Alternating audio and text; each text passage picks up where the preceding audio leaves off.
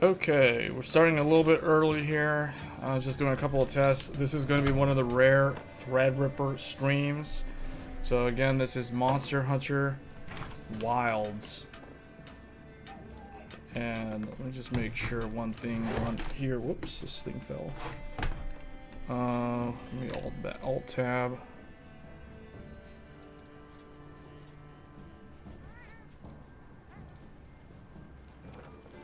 What does the details on this say? Yep, that's right. Okay. Alright. This is it. Monster Hunter Wilds. Open beta on PC. This is the PC version of the game. So earlier this week, we were streaming the PlayStation 5 version of the game, which ran... I mean, it ran kind of the way I expected it would run on the base PS5.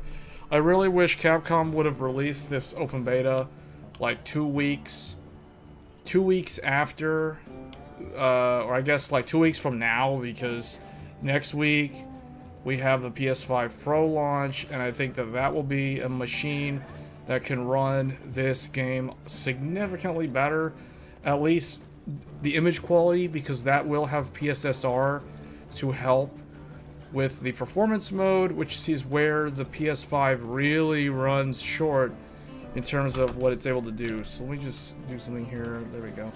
Alright, but this is going to be on Threadripper, as you guys can see in the upper left.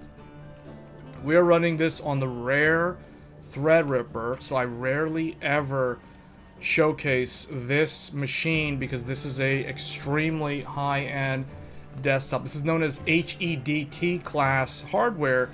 So this is one of those things, this is one of those games where I wanted to ensure that I would be able to experience the game at its best.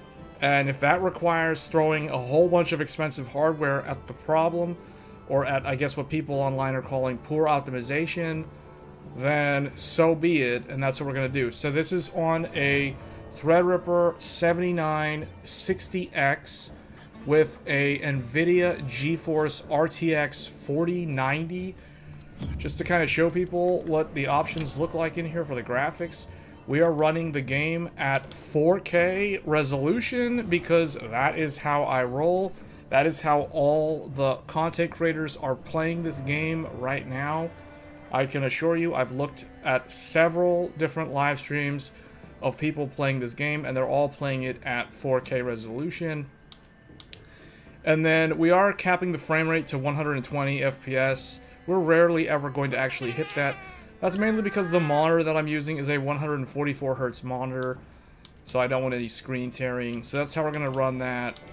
And then I do have on here, on the PC specs, oh, there it is. It shows actually all the PC specs. So we have a AMD Ryzen Threadripper 7960X. This is a 24-core, 48-thread monster CPU. That's 48 threads. And then we've got 128 gigabytes of RDIMM DDR5 running at 6400 megatransfers. Yes, that's 4 sticks of memory, DDR5 running at 6400 megatransfers. That's because this is RDIMM, and this platform, the Threadripper platform, has quad channel memory, so this is a single DPC setup, even though there's 4 sticks of memory. So this would be the equivalent of running 2 sticks of memory on a regular Ryzen or an Intel-based platform.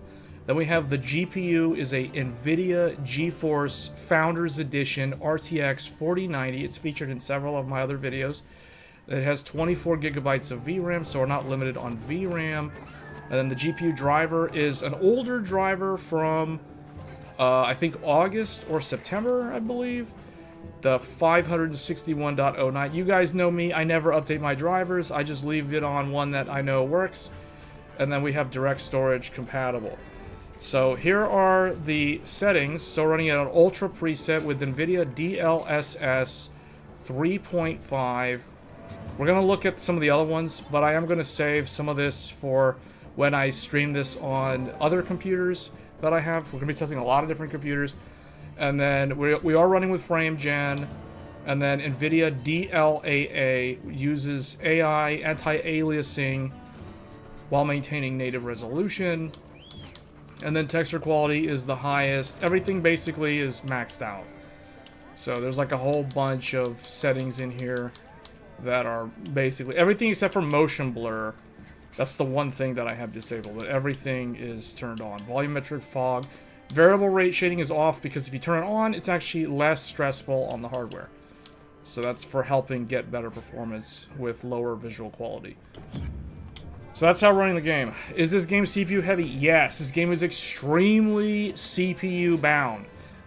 Although, not as badly as Dragon's Dogma 2, but it is very similar to Dragon's Dogma 2 in terms of how CPU bound it is.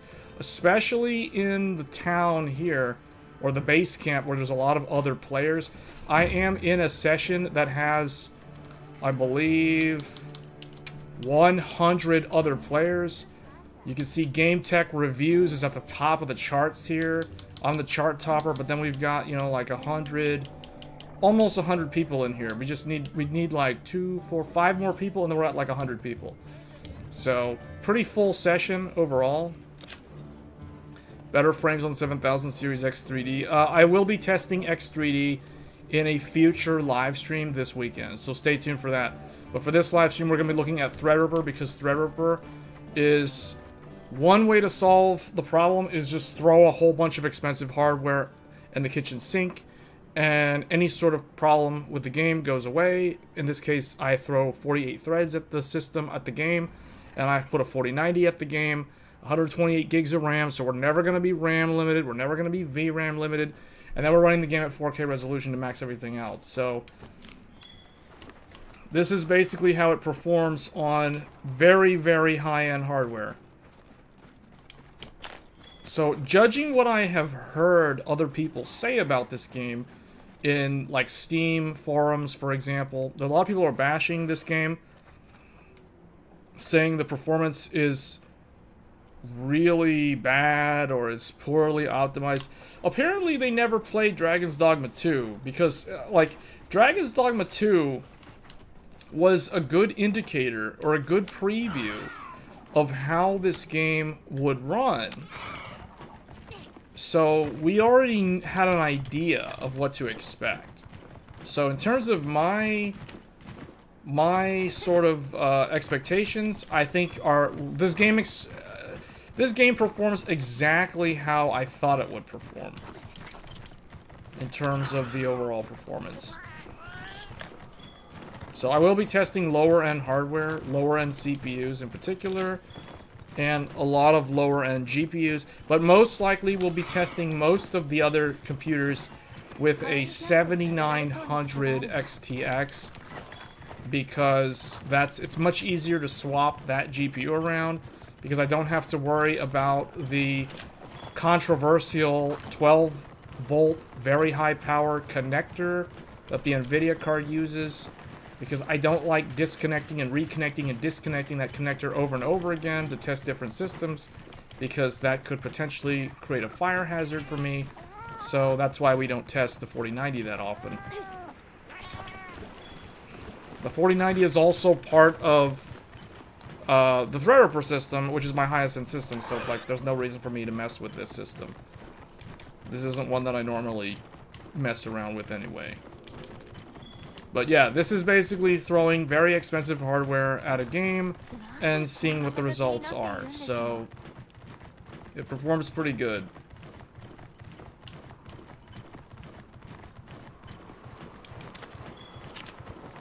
Wait, I just picked up a dung pod?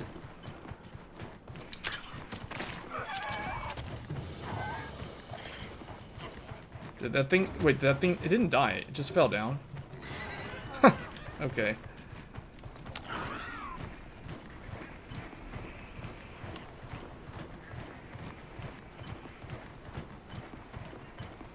This game is really, really good. We are looking at a potential Game of the Year 2025 right here. It is so good. It's funny how, like, Dragon's Dogma 2 is also a Game of the Year contender as far as I'm concerned. But because of all the people on Steam complaining about the performance. Wait, how did I get all the way out here? Where am I? Oh, wait a minute. I know where I am. Is it possible for me to practice different weapons? This is the Oasis. Can I set up a camp here? How do I do that again? Yeah, this thing.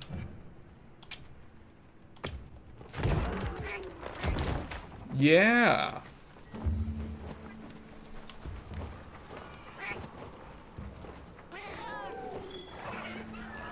Yeah, Dragon's Dogma 2 is Game of the Year contender. The thing with this game, though, is I feel like because so many people complained about Dragon's Dogma 2, the performance, that might hurt it, but I don't think that should prevent it from being Game of the Year. And then, likewise, this game, there's a whole bunch of people complaining about, quote-unquote, poor optimization for this game.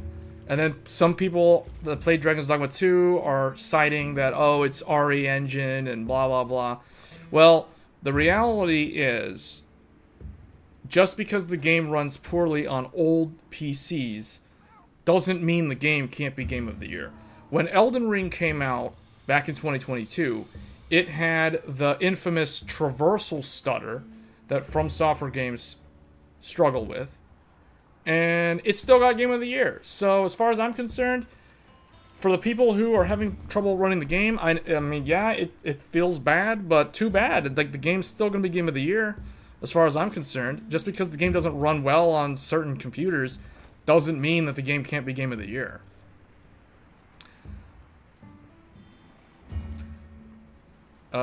Game dependent if the extra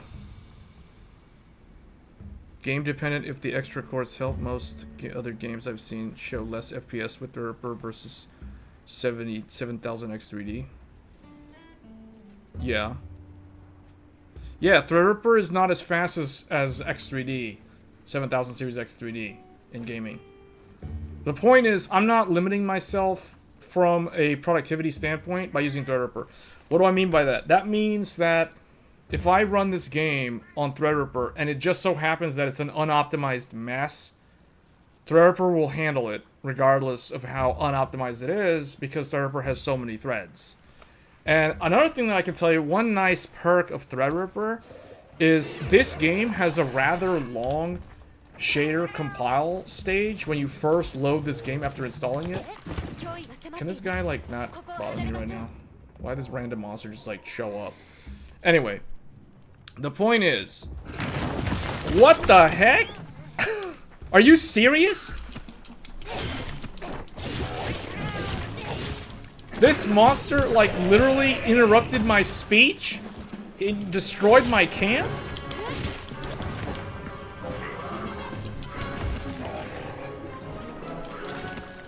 You gotta be kidding me. This thing has a death wish?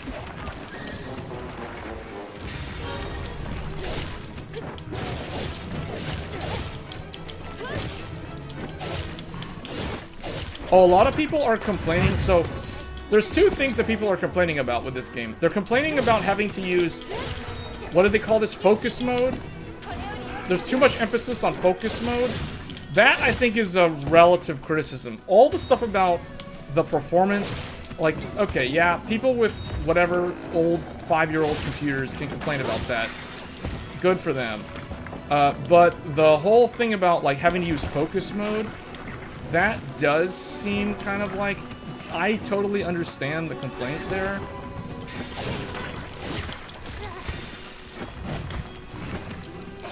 Oh wait, I need that one, I need that one. Return to me, return to me. Yes, I need the power-ups.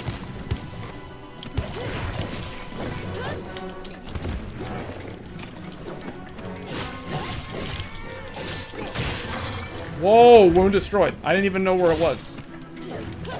Focus mode, focus mode.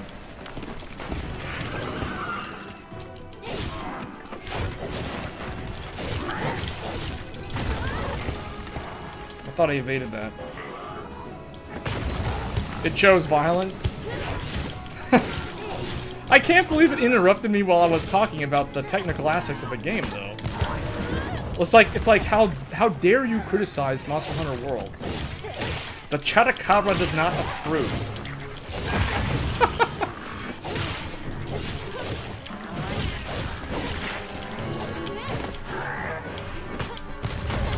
Oh, I thought I could jump on its back.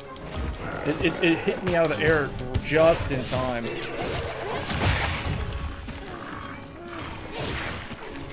Oh, there's a wound on its left shoulder, or its left arm.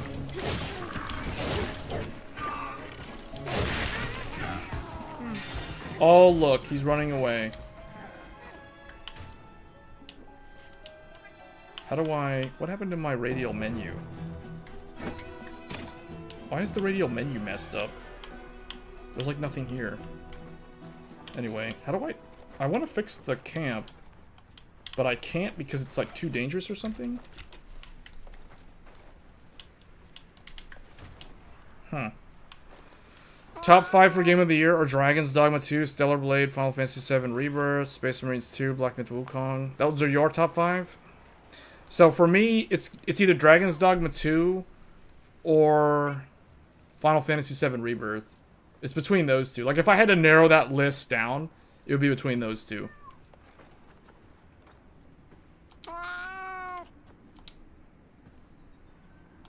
Can this little guy fix that?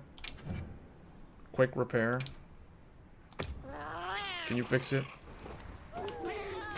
Fix it up, boys. Yeah! Anyway, PS5 and Series X are equal in performance to a 5-year-old PC. Don't you mean a 4-year-old? Well, I guess 4 or 5-year-old. Technically, those consoles are 4 years old, guys, not 5 years old. They came out literally 4 years ago. November of 2020 was when those consoles came out. Oh yeah, Astrobot is a good game too. Stellar Blade is a good game, but I don't think Stellar Blade is a game of the year. Same thing with Black Myth Wukong.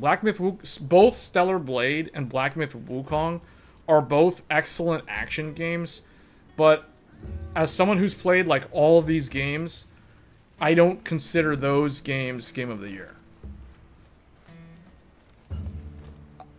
I would agree it's called... I think Rebirth is my game of the year. If I had to narrow it down to one game, it's probably Final Fantasy VII Rebirth. But Dragon's Dogma 2 is also very good. And I think a lot of people had access to Dragon's Dogma 2 because because Rebirth was strictly PlayStation 5. We won't see the PC version of that until next summer. So for those of you that are wanting to play Final Fantasy VII on PC, you're going to be waiting until like June of next year. Just FYI. So it's going to be pretty much a pretty long wait. You'll be playing Monster Hunter Wilds before you get to play Rebirth on PC.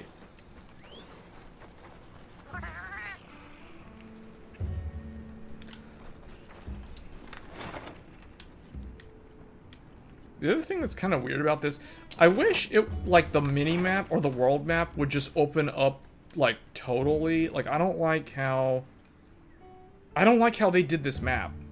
Okay, it's cool that it has, like, the 3D, like, the tomography, but I don't really like the way it...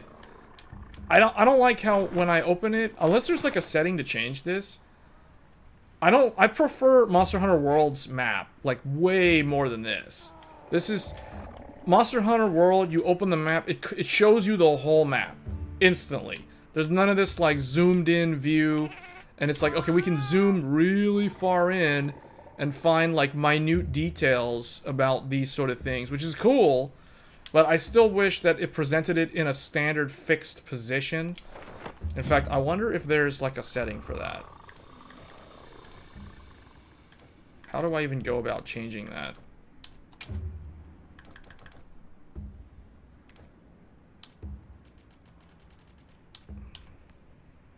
Map zoom.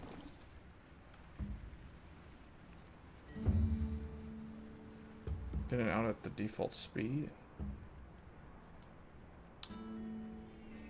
This game also has gyro controls. So you can play the game with motion controls.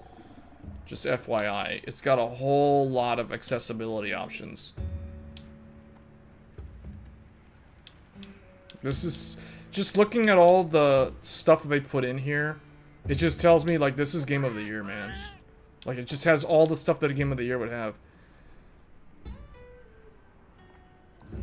XTX can run the game. I've already played it on the XTX. I wanted to see how it would run on Threadripper and 4090. We will be looking at how the game runs on a 9950X and a 7900 XTX. Basically, with the Tech Thursdays PC, I will be live streaming this game off of that PC very soon. And we're also going to look at how it runs on an Intel Core Ultra 7 265K with a 7900 XTX. Then we're going to look at an X3D with either an RTX 4080 Super, probably an RTX 4080 Super, or the 7900 XTX. It'll be one of those two. But as far as the 4090 goes, this will be the only time, unless I stream on Threadripper again with this game, which I don't think I'll do, this will be like the only time you'll see me showcasing the game on the 4090. Can I change the screen buttons to the PlayStation buttons? I mean, I guess I could. Let me see.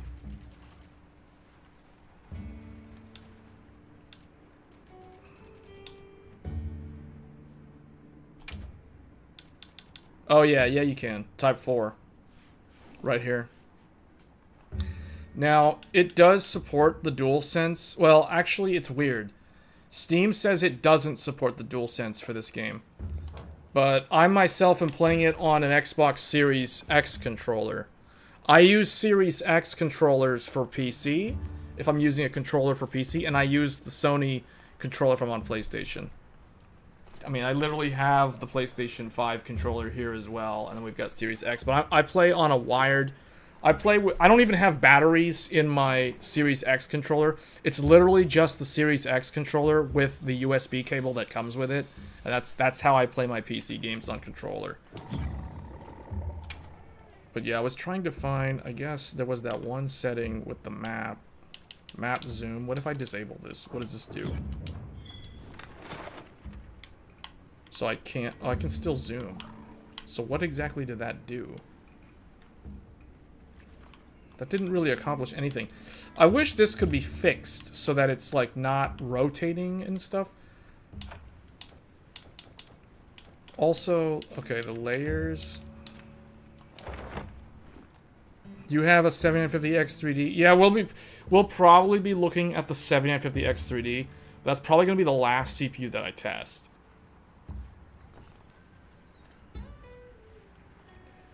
Yeah, it should run.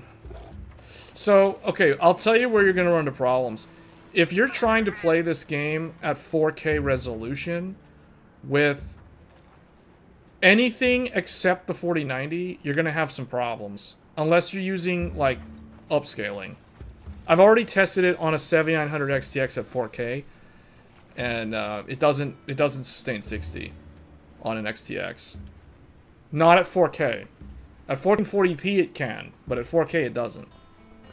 So you would need to rely on frame gen or quality FSR3 preset for it to be playable, for it to sustain a good FPS at the 4K resolution.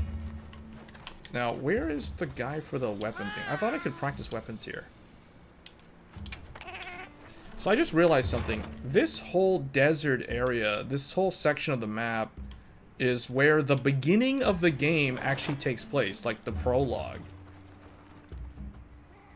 What are my thoughts on 3060 Ti FE? I'll be honest with you, it's terrible. I don't recommend it. I'm being completely honest with you there when I say that.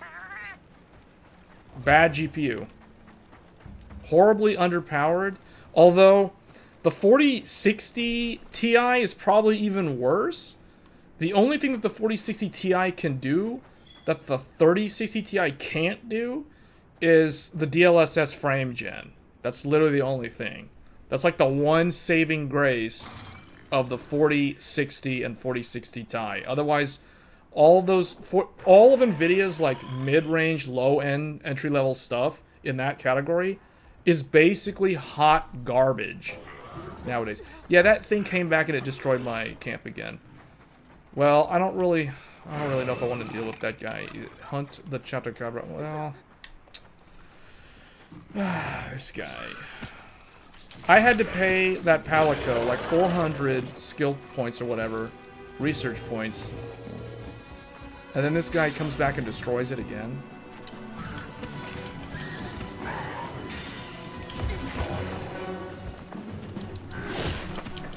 Alright, whatever. He just signed his own death wish, I guess.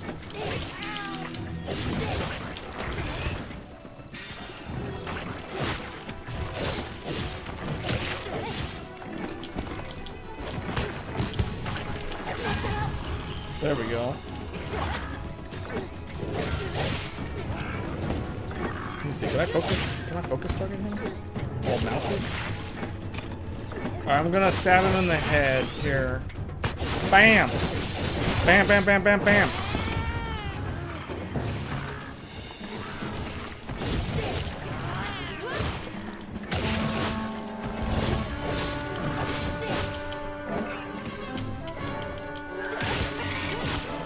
Get owned.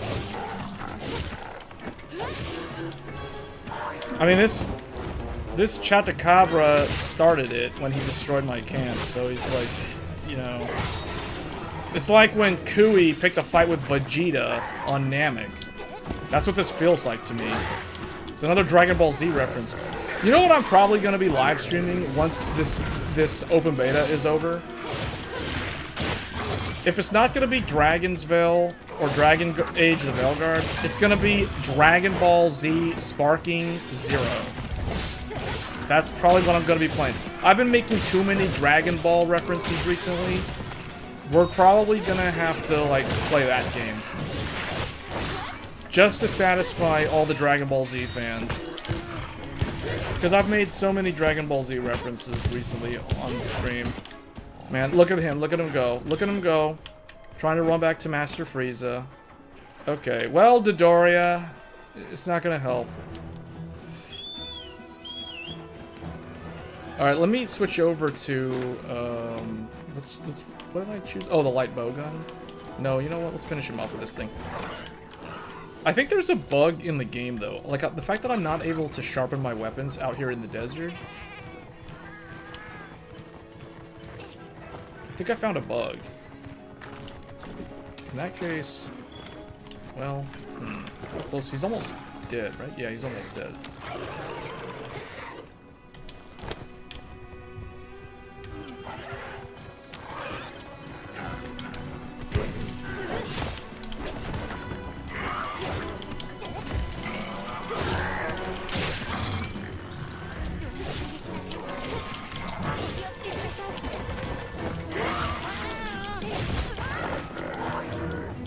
I need to sharpen my weapon, though. Why is there another one? There's like a clone?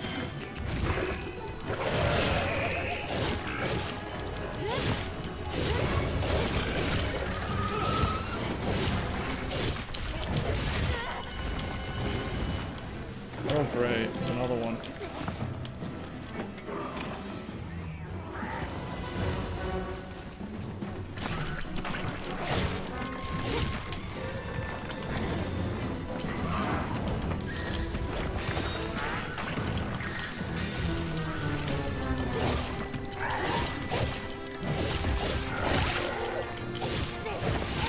Got him. I avenged my camp that he destroyed literally twice.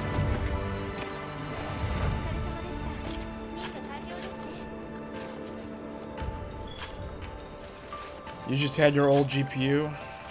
Yeah, for some people, like cards like the 3060 Ti, like if you got that card 3 years ago, yeah, 3 years ago, you probably overpaid for it. Because that was during the dark times. So a lot of people ended up with those type of graphics cards just because they couldn't get anything else.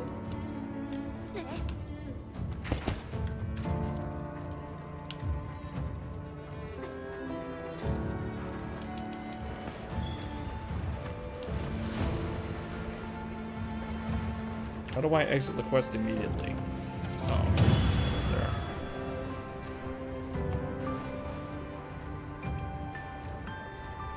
You also use the DualSense Edge and Xbox Elite 2 controller for PC gaming. Yeah, I tried to get the 30th anniversary edition for the Elite controller, or not the Elite, the DualSense Edge. Man, that stuff was impossible to get. I tried so hard to get the 30th anniversary PS5 Pro. Couldn't get it. Cristiano, thanks for the sub.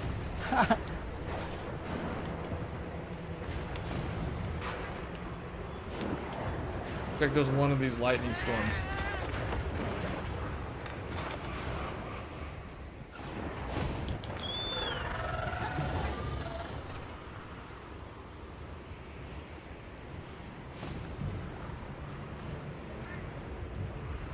Well, upgrading, whether or not you upgrade comes down to what I said yesterday. Like, if you watched yesterday's episode of Tech Thursdays, we talked about when is it a good time to upgrade? And pretty much it's 3 years, 5 years, or 7 years. Or anything, at minimum 3 years. Like, if you're upgrading every year or every 2 years, you're spending a lot of money for not much gain, to be honest. Like, within any given price stack, or any given segment, you're not gaining that much for the amount of money you're spending if you're upgrading every year or every other year. So that's why 3 years is really the minimum, and then it only goes from there in terms of whether or not you should upgrade.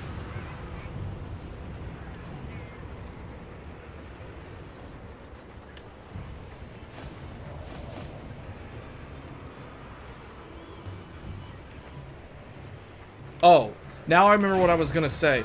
Earlier, before I was rudely interrupted by the Chataracabra who destroyed my camp, I was trying to say the nice thing about Threadripper is when you... Oh, we got a Twitch follower? Jeremy followed on Twitch. Thanks for the follow. I don't really stream on there that much, but I appreciate it. The Threadripper is so good at compiling shaders. So it's like, this game has a very long shader compile time when you first install it. Threadripper literally just like shreds the compile. Like, it's just, the bar just goes like that. It just like crushes compiling shaders. So that is the nice thing about using Threadripper. That's why I feel like when I'm using this PC to play games, I feel like I'm on some kind of dev unit or something, like some kind of developer computer, because it has, you don't have to waste time compiling shaders. You literally just compile them and it's done, and it's fast. Plus, we're never limited on system RAM. I mean, right now, this game is using like, what, 10 gigs of RAM. I just realized the GPU memory is not shown, but the system RAM, it says the game's using like, or it's allocating 10.5 gigs of RAM.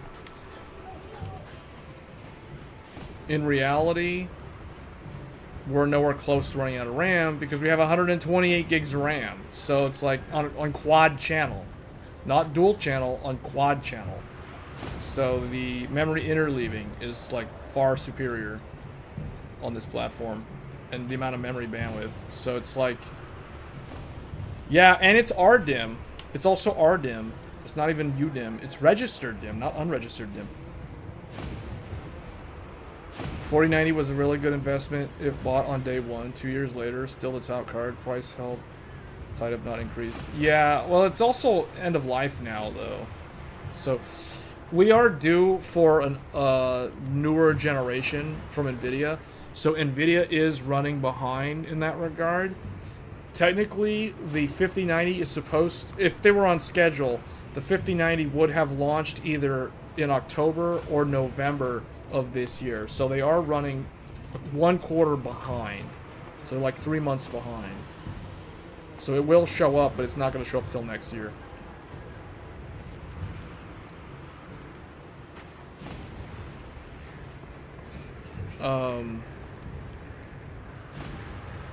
What software do you need to show that information in the top left?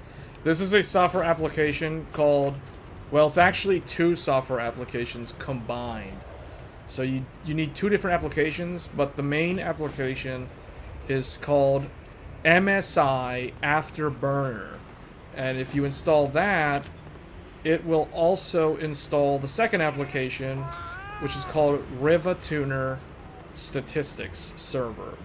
And you need to set that up in the background, and that is how you get the overlay that shows the performance numbers and things like that, like the FPS and the GPU wattage. I can tell this game is using the 4090 like very heavily, because this game is making my 4090 like max out at like 300 plus watts. Rarely do I ever see the 4090 use way over 300 watts. Even though it's rated for 450 watt TDP, I almost never see it pull that much power, because, and I don't want it to be pulling 450 watts. That's very dangerous. I don't like that kind of power draw. That also results in the room heating up as well. So normally for me, it's pulling around 300. That's when I know it's actually being utilized. It's typically around anywhere from like 280 to like 325 is kind of like where it would max out in terms of the power consumption. For like a long-term, everyday, like I don't need to worry about the connector melting. I don't need to worry about any sort of overheating problems and that sort of thing. Because you know how I am. I don't use liquid cooling at all on this system. The Threadripper is air-cooled. The 4090 is air-cooled. Like, literally everything is air-cooled. So it's like, I don't want this stuff, like, overheating. So we're going to use air cooler for long-term durability.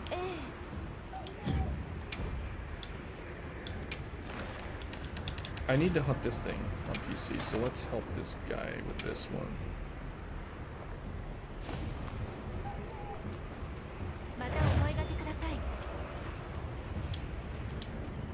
Yeah, if my GPU pulled 450 watts stock, I would be undervolting it, or I would power limit it. I would not let it go that high. That to me is not good.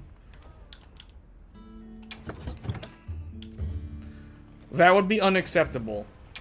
The only graphics card that I ever owned that pulled that kind of power was, well, I still have it, the RTX 3090 Ti. The 3090 Ti does pull 400, in fact, it can exceed 450 watts. So yeah, let's go with this. The hunting hammer, or the hunting horn, and I guess we'll just keep this thing.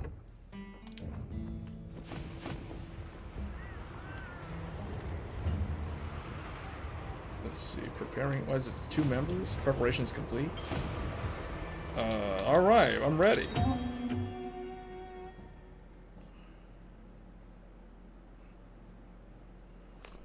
This will be the first time hunting the Raidao on PC. Alright, so wait, why is this guy...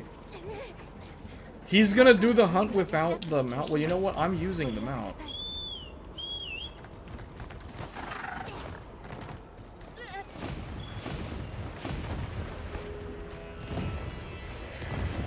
When I play support, I either play as Hunting Horn or Sword and Shield.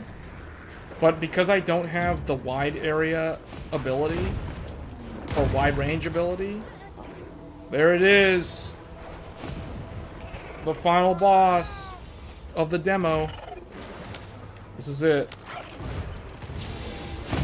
Let's do this. Wait, you can really flash through. Okay. Alright, here we go.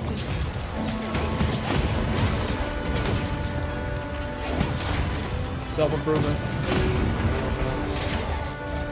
He interrupted me.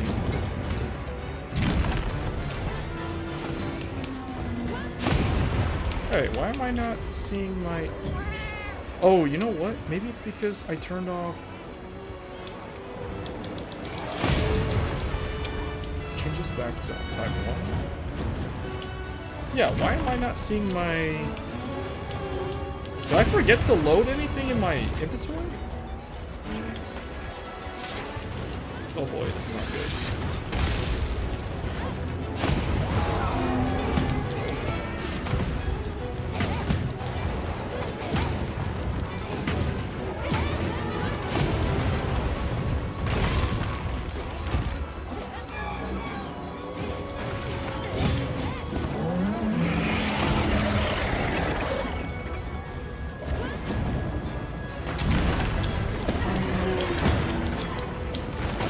With AMD in the lead.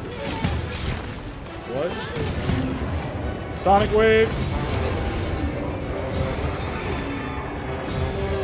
Is the game audio too loud?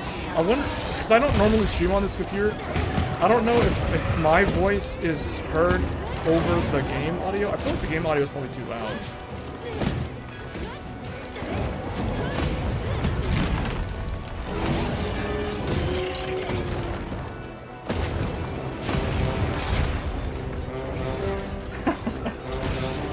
It's working. I can't heal myself. I don't know how this is gonna work. I don't have access to any of my items for some reason. Oh, I'm gonna die. Yeah, I can't. I literally... Yeah. Oh, now my items appeared. I don't understand what happened. There was a bug with Type 2 controls. I switched it back to Type 1 controls and then everything came back. So I don't know what that was about. Just in time, too, because I really needed to heal.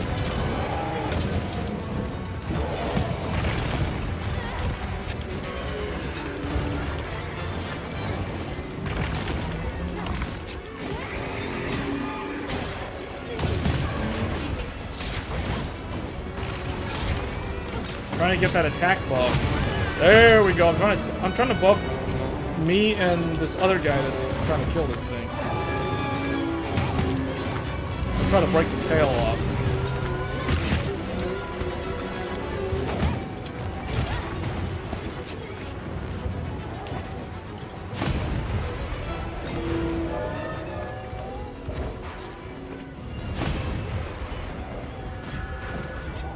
Can I do a Cinebench 23? I don't need to. I can tell you the score. It's like 50,000. Stock is 50,000.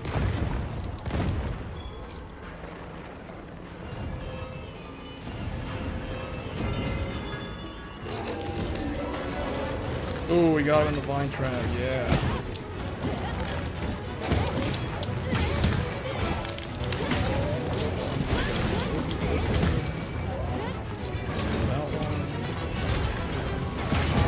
Ooh, that was a nice hit. That gives me fire resist. Although he uses lightning, he doesn't use fire. So.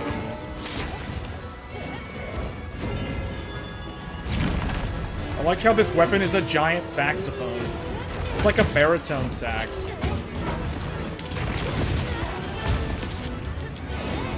That's the thing that I like about Monster Hunter. Monster Hunter has the coolest weapon design of like any sort of action game that I can think of. It also has really cool armor sets too.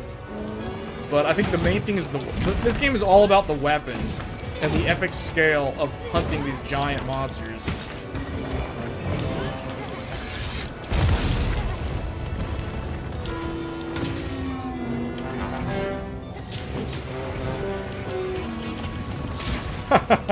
Just sitting here playing all this music.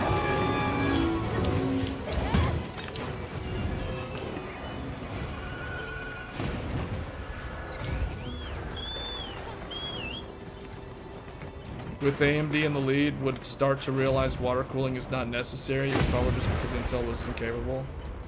Well, no, you can still do liquid cooling.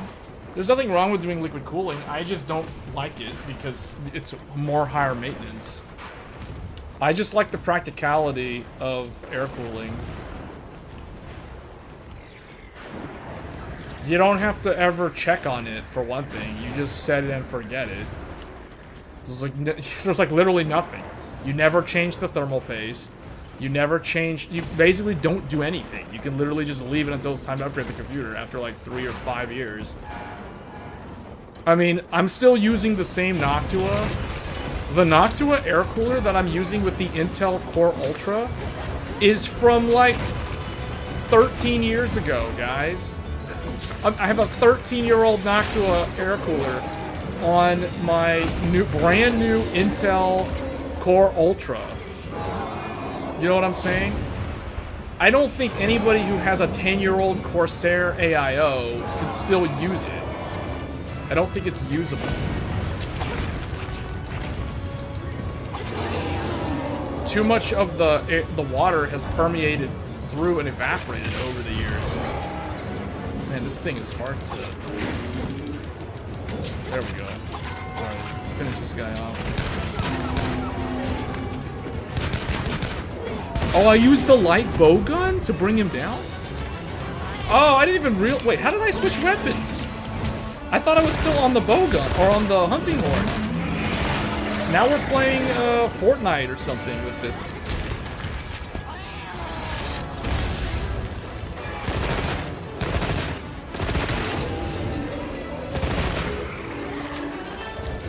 Oh, he doesn't like me. He doesn't like me. Oh, he didn't like me shooting. Oh, he didn't like me shooting him in the face. So he shot me with a lightning blast.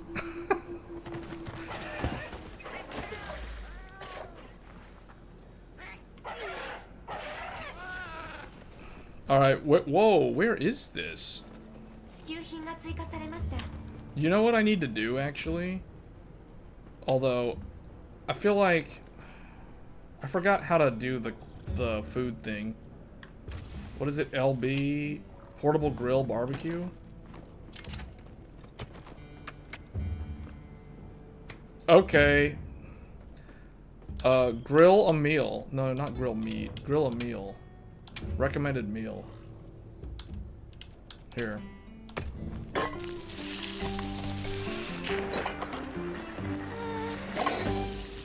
You have a 360 AIO? Yeah, there's nothing wrong with using a 360 AIO on any CPU, really.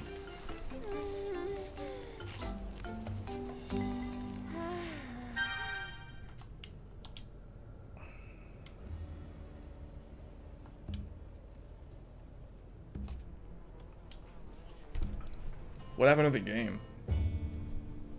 Did I disconnect from the session? That wouldn't be the first time that this has happened. You think 7980X, 7985W, what is that? Did the game freeze? Or did I disconnect from the session? Not sure what happened.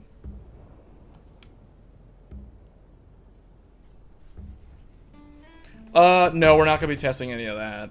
There's no reason to. It shows I'm still connected to the session, so I don't know what exactly happened. Although we were having connection issues earlier, which is why the stream got pushed out. Because I was supposed to start 30 minutes earlier, but I was having server disconnect issues with Wilds. So I guess I disconnected. Let's just restart the game, I guess. Even though it says I'm still running it, so...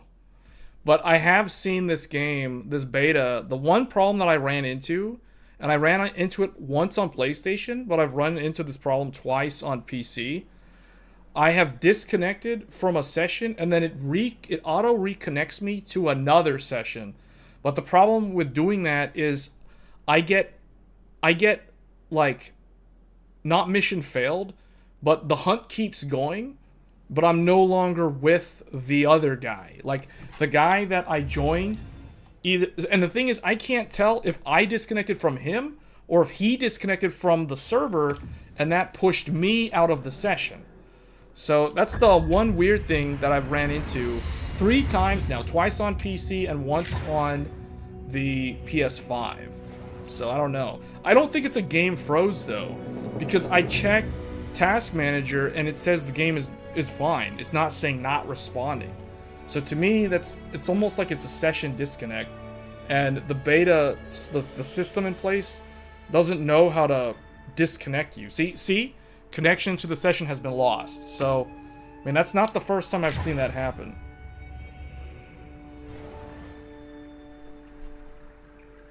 It happened to my friend, so it's not from the game. I think it's from the lobby. Yeah, it has something to do with the server. But see, that's the whole point of them doing this open test. It's to test what they're doing is they're stress testing the server. Oh, the server. Okay. So we're not able to connect.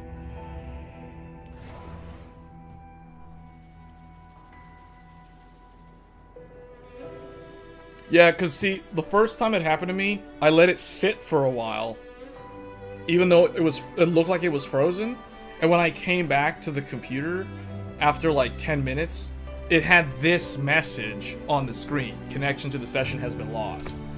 So maybe they're having a local server problem. Who knows?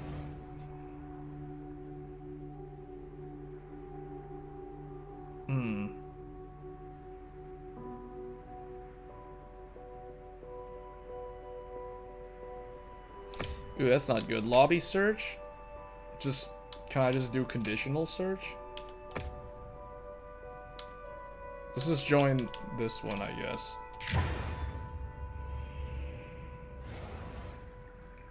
I can't join that one. Okay, let's go to this beginner one. This one only has 17 people. Oh, okay, I don't know, whatever. Just try to manually join one then. That's weird.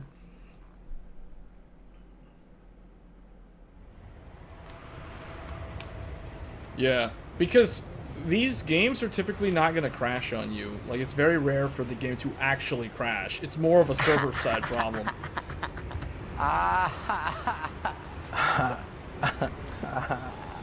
Hey, Dharma1, thanks for the sub.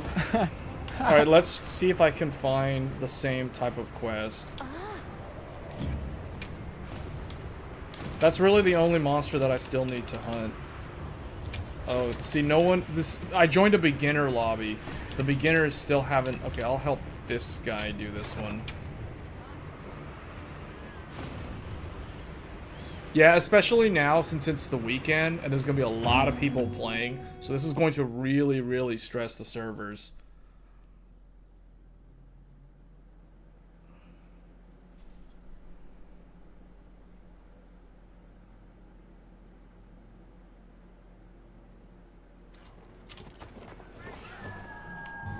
Alright. Yay, this one's daytime and it doesn't have that annoying lightning storm. Should I go with the hunting horn or should I go with the light bow gun? I think we're gonna go with hunting horn.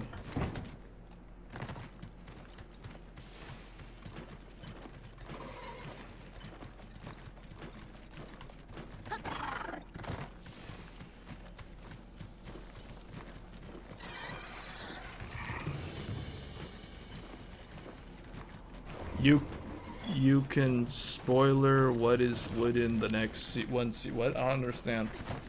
What are you referring to?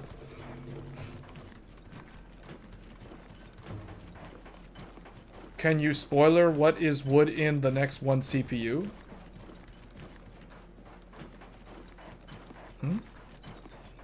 Who? Do you think AMD doesn't make Ryzen 32 cores, so they force you to go with Threadripper and spend more? I'm not sure what you mean by that. AMD does make 32 cores. Those are Threadripper CPUs, and you have to realize, like, Threadripper is like kind of an extra bonus class of product, because most of these CPUs are not meant for consumers. They're meant for servers and enterprises and businesses. And game companies to host the server.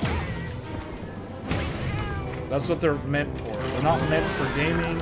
They're not meant for everyday people to use in their homes.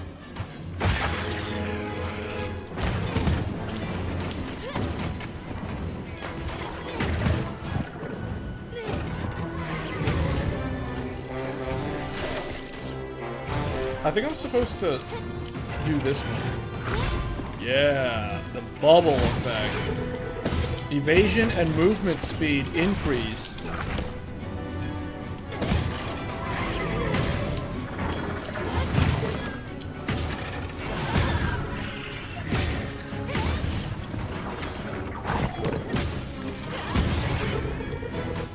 I keep pressing the wrong button. It's supposed to be this, that, and this. Offset melody. What does that do? Wait, what? What was that? Offset melody. Is that like a secret move? Wait, Hunting Horn has some new moves.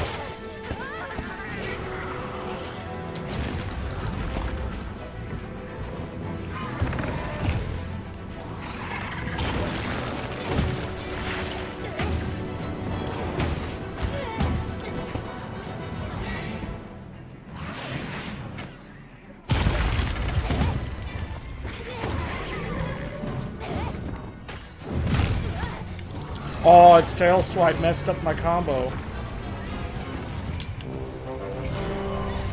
What? Uh-oh, get out of the sand, get out of the sand. Oh no, it's like that one house with the A770 Dragon's Dogma. Get out, get out, get out. Run, run, run, get out. Quicksand.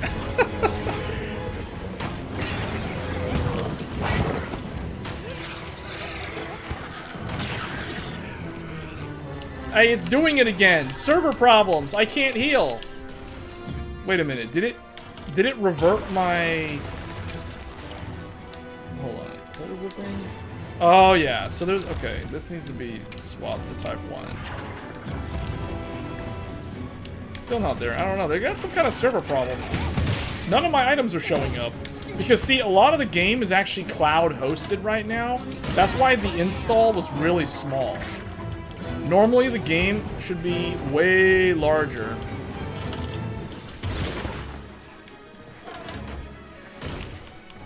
I can't even... Wonderful. This is fantastic. Okay, we'll just use this one.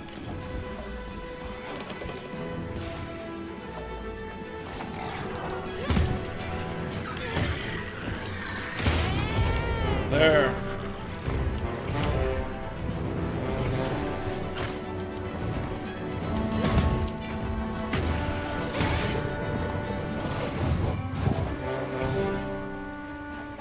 Next level, attack up.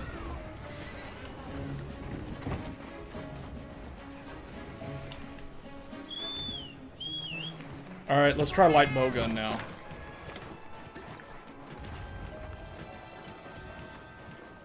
Oh, you guys don't see that? Hold on, it still shows up for me. Oh, I think it's because I restarted the game. Hold on, I have to probably restart Afterburner. It never went away from me. I don't know why you guys don't see it. Alright, it'll come back. Oh, no, no, no. I hit the wrong monster. They're in a turf war. I should have just left that one alone.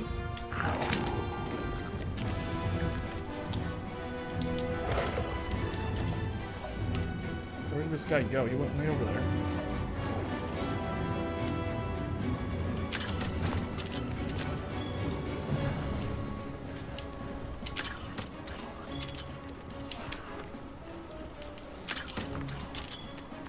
Oh, that's cool. You can actually use the grappling hook to collect items.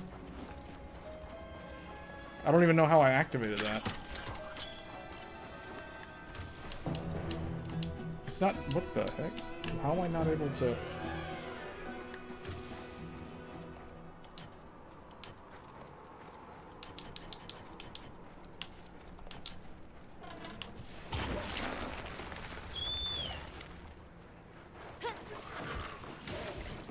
Oh, now you see a stuck image? What the heck? Hold on. Let's see. That didn't fix it? What the heck is going on here? How about this?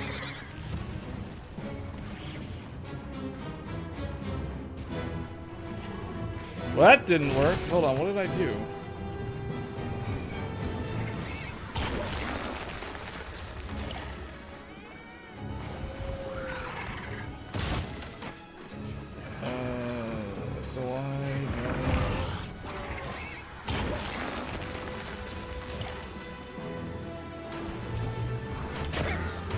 I'm gonna get myself killed if I don't get out of here. This is...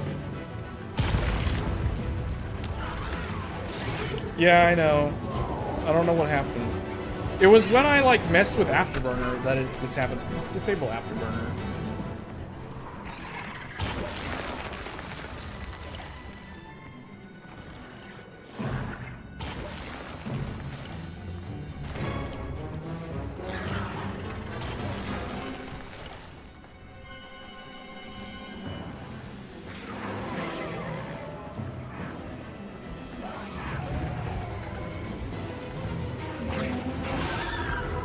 understand why this Xbox Game Bar Spotify.exe widget keeps showing up. I don't understand what that's about.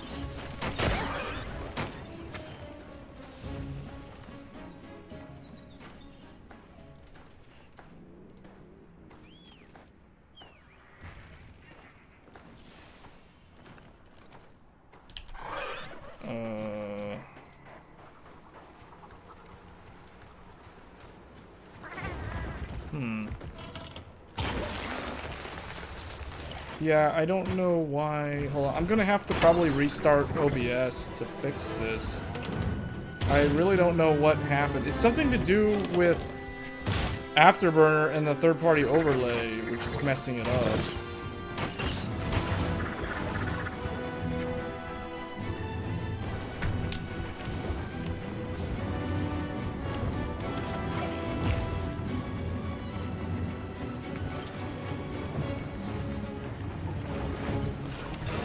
I'm not using a capture card.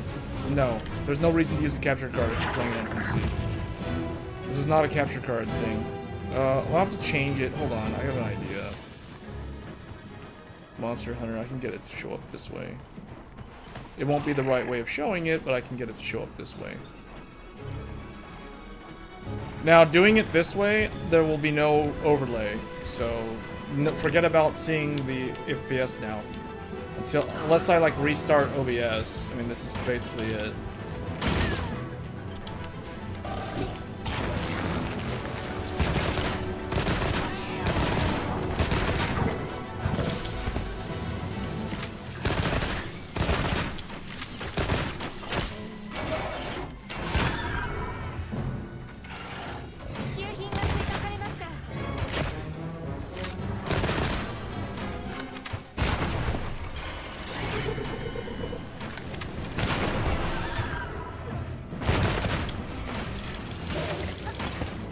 Yeah, forget about the FPS.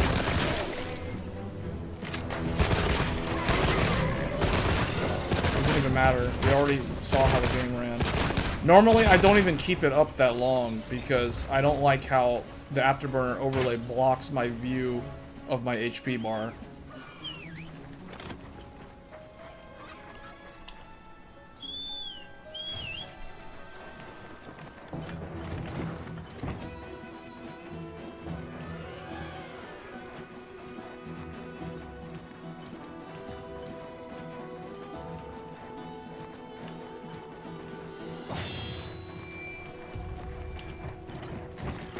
Yeah, why did it switch me to this?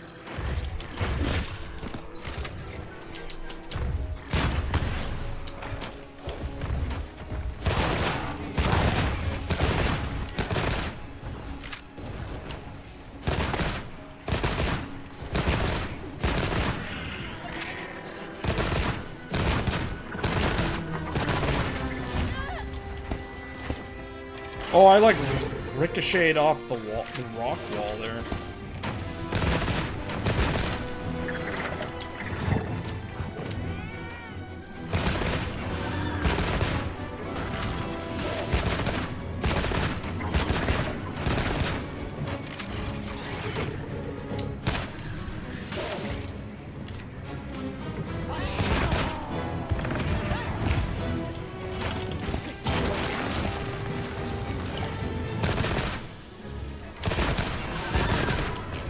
I want him to, like, hit my trap thing that I put there.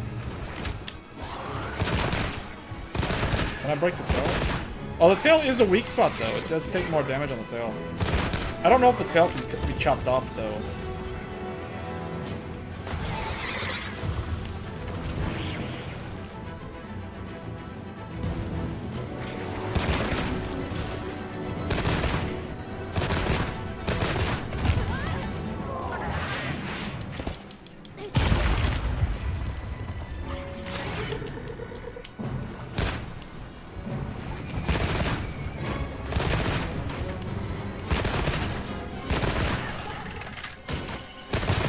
I don't know if we've broken the tail yet.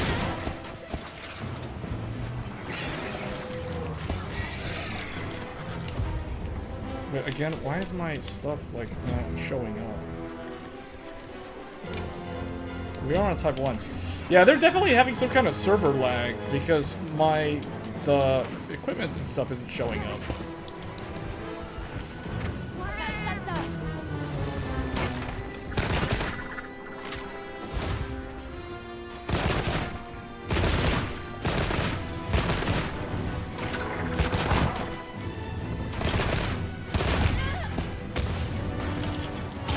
How do you experience what? Experience snappiness? I mean, it's like no different. It's the same as the others. Like, you're not really gonna notice much of a difference in that area. They're all pretty much the same. The main thing is this has way more PCIe lanes. The main difference of Threadripper is the platform is different. It has like way more PCIe lanes than a normal consumer desktop. This is not considered consumer desktop. It's considered high-end desktop.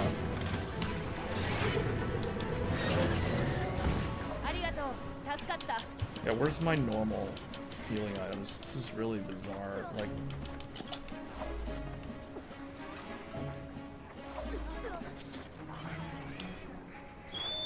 what is the concurrent player count in this right now? Because this is so much more crowded than before. Okay, 143,000. That's not as much as it was yesterday. Yesterday, the server was as high as like 500,000 people were playing this on launch night.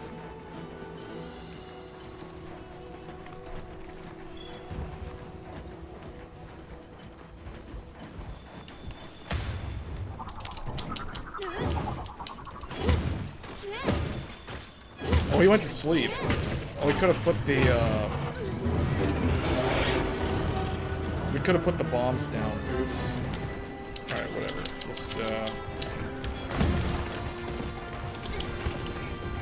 you go. Always up there. Yeah, make him fall down.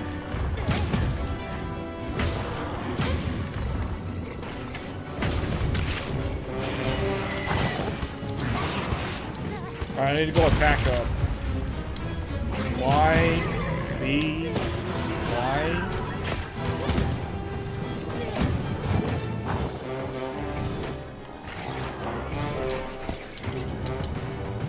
Increase movement speed.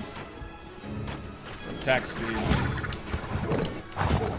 Do sonic waves. Do sonic wave combo.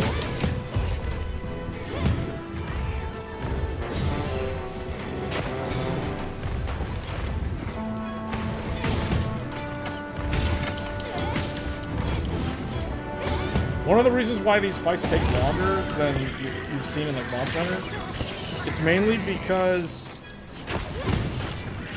we can't upgrade our weapons. Like, you're stuck using like the stock gear. And this is high rank mode. For some reason, the open beta is high rank mode, not low rank mode. So everything deals more damage and has more HP.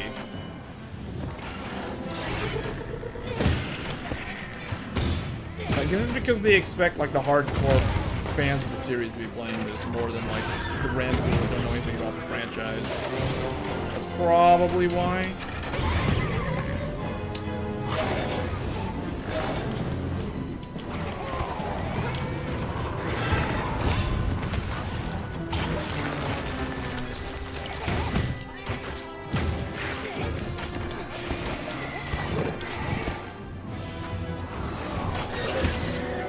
Oh, I can do Echo Wave.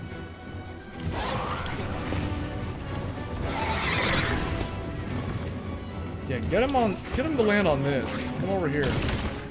Come over here. Yeah.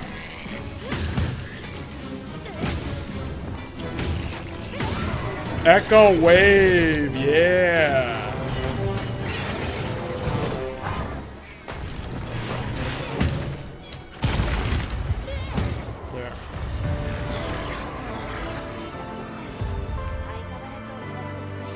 Alright, now the only one that I need to hunt so that I've slayed one of every monster in this open beta is Ray Dow.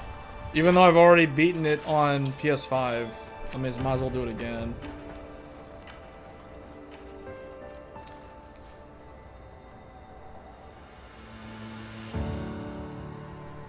It's like 50% estimated more electricity, which is not super well. Just thinking next Threadripper 9000 will be better on wattage power. It doesn't use that much power, to be honest. Like, unless you're overclocking it, and most people that buy an HEDT aren't really going to overclock it. For what it is, it's actually not that bad.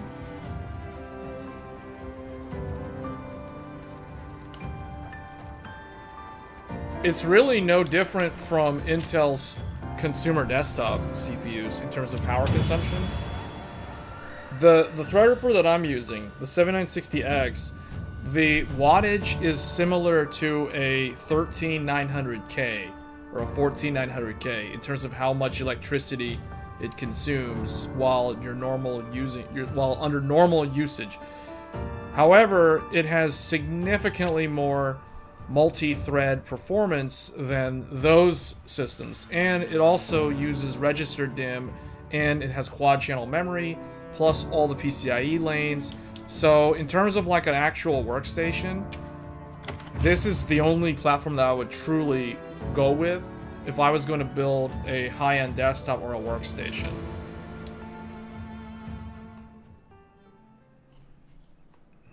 Because, I mean, this system is fully loaded. Like, we've got every single one of the PCIe slots, except for one of them, which is underneath the graphics card, is in use. So, it's, like, maxed out.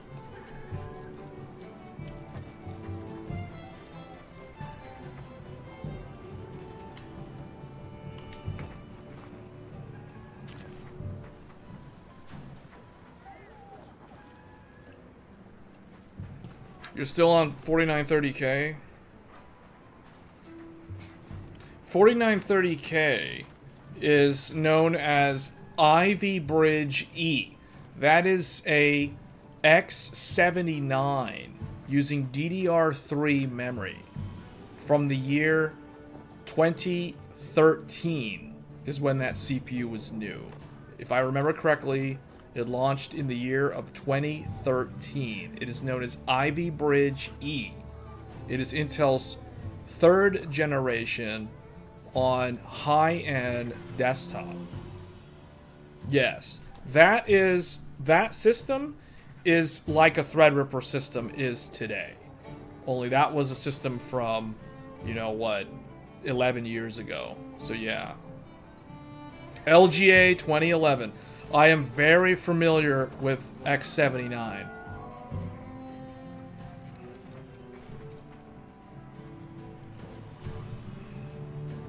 Yeah, 2013 is Ivy Bridge E.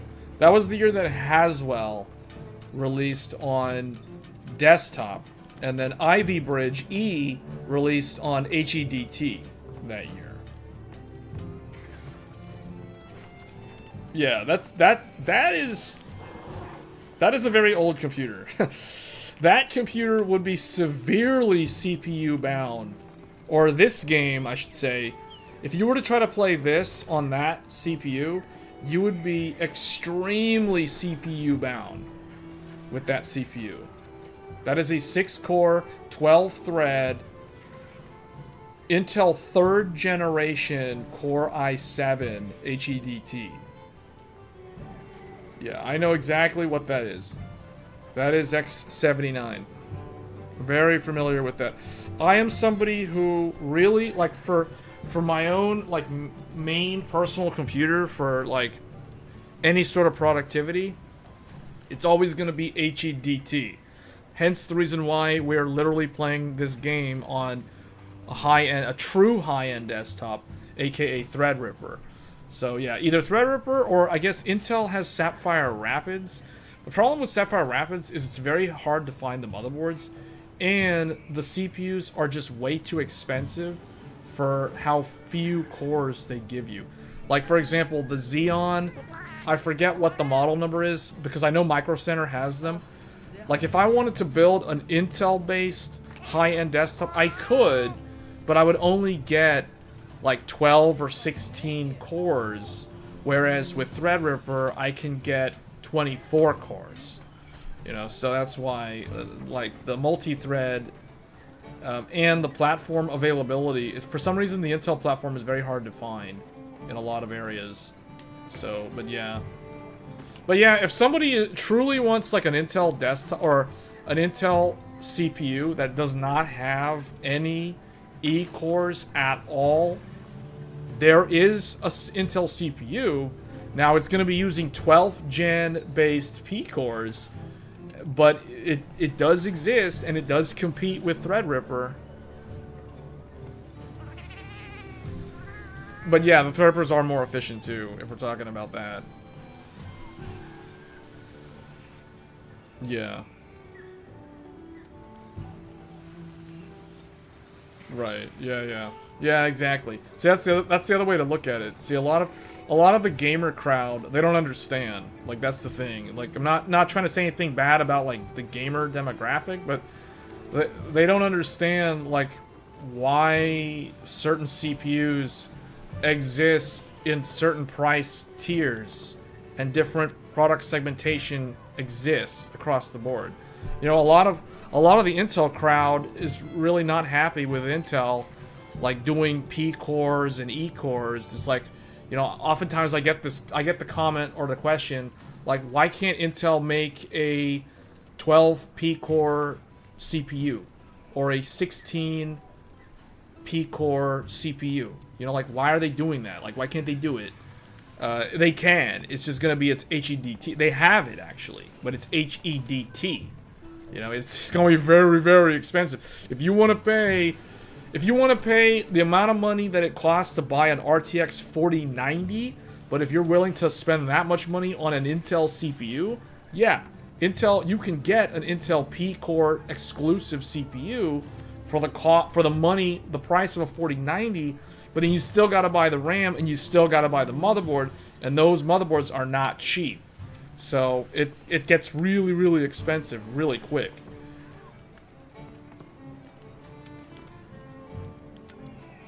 So yeah, AMD, man, in terms of efficiency, AMD is just so much further ahead. And the other thing too is AMD's architecture is so much more scalable than Intel's. Intel basically has to abandon P-cores. Like, if we're being honest, Intel needs to get rid of P-cores and literally just go all in on E-cores. And it seems like that is the direction that they're moving towards. Like, they're going all in on E-cores.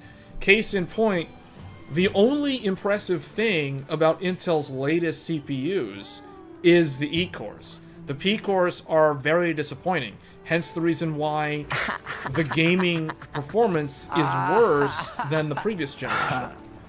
Marcus Martin, thanks for the sub. Welcome to the channel.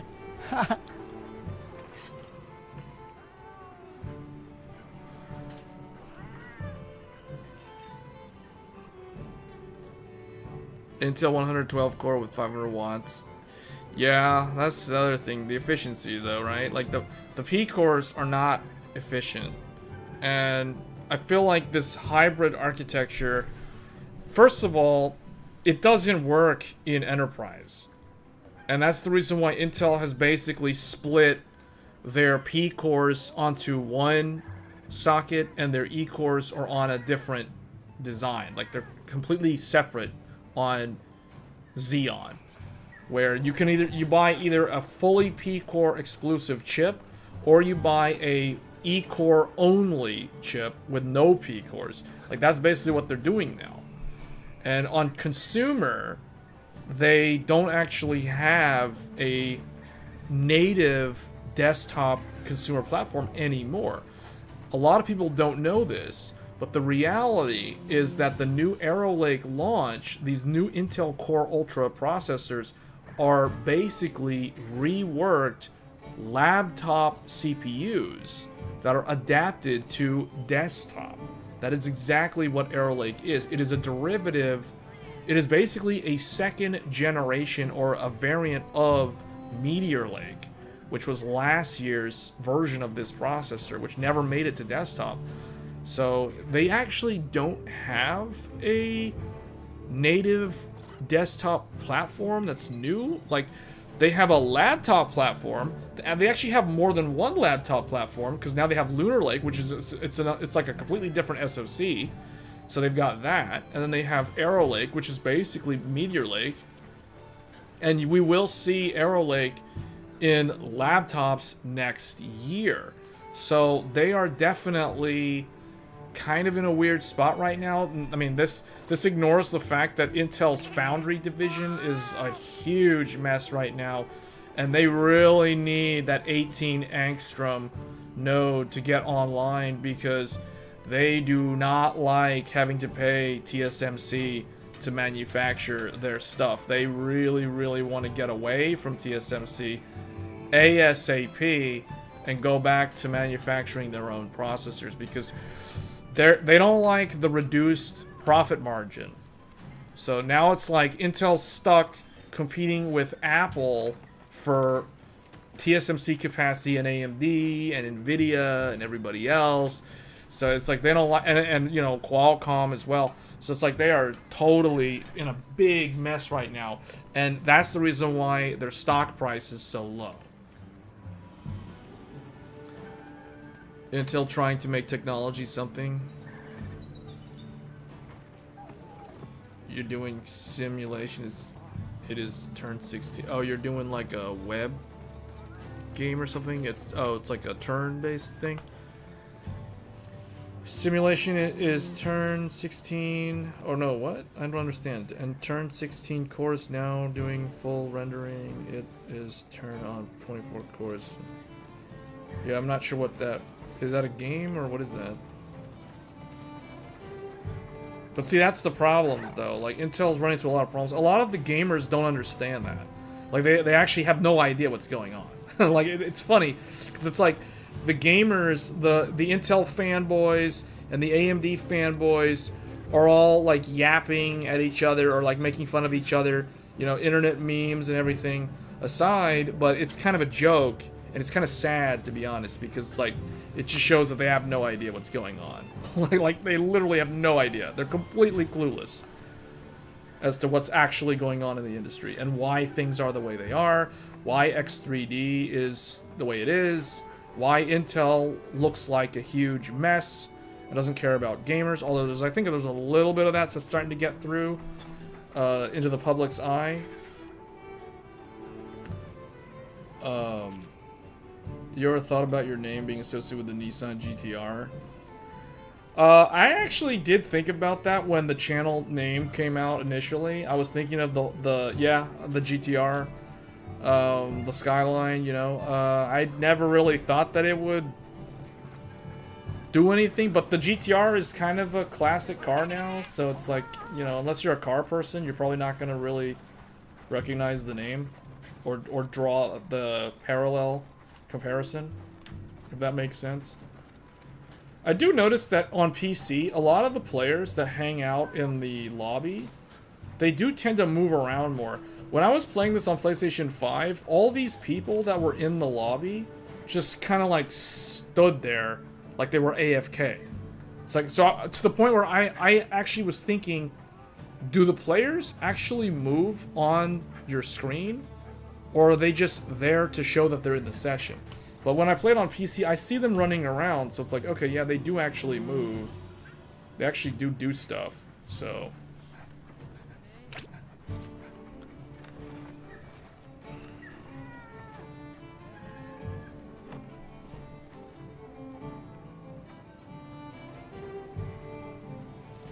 The CPU temperature right now is... Hold on, let me open up hardware info 64.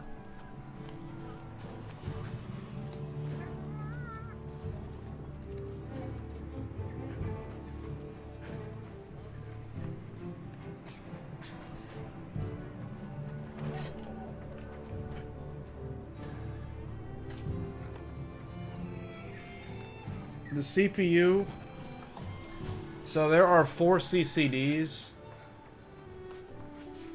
What is the average? Average is like, it moves around, but it's like 62, 58. So the different CCDs are averaging from 70 Celsius. So 70, 72, or no, 70, well, they keep changing. 71, 58, 63 and 59. Those are the CCD temperatures Because it's a large chip. There's 4 actual CCDs in there. And each one of them have 6 cores.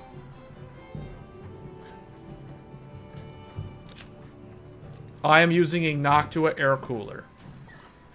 I am using the Noctua U14. What is the number? What is the actual model number on this thing?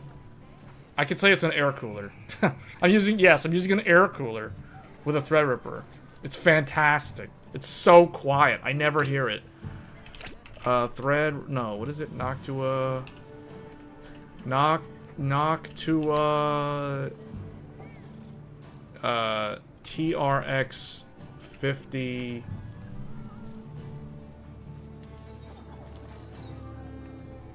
U14S TR5-SP6, I think is the model number.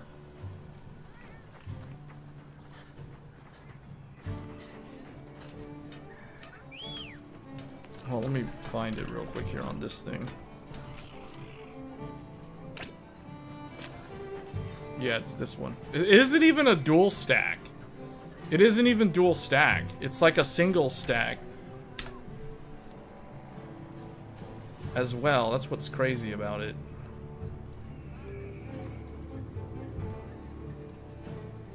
Hold on, where is the thing?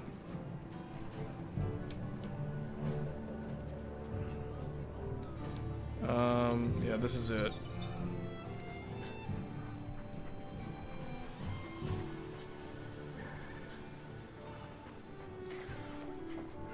Hold on, where's my window for this thing?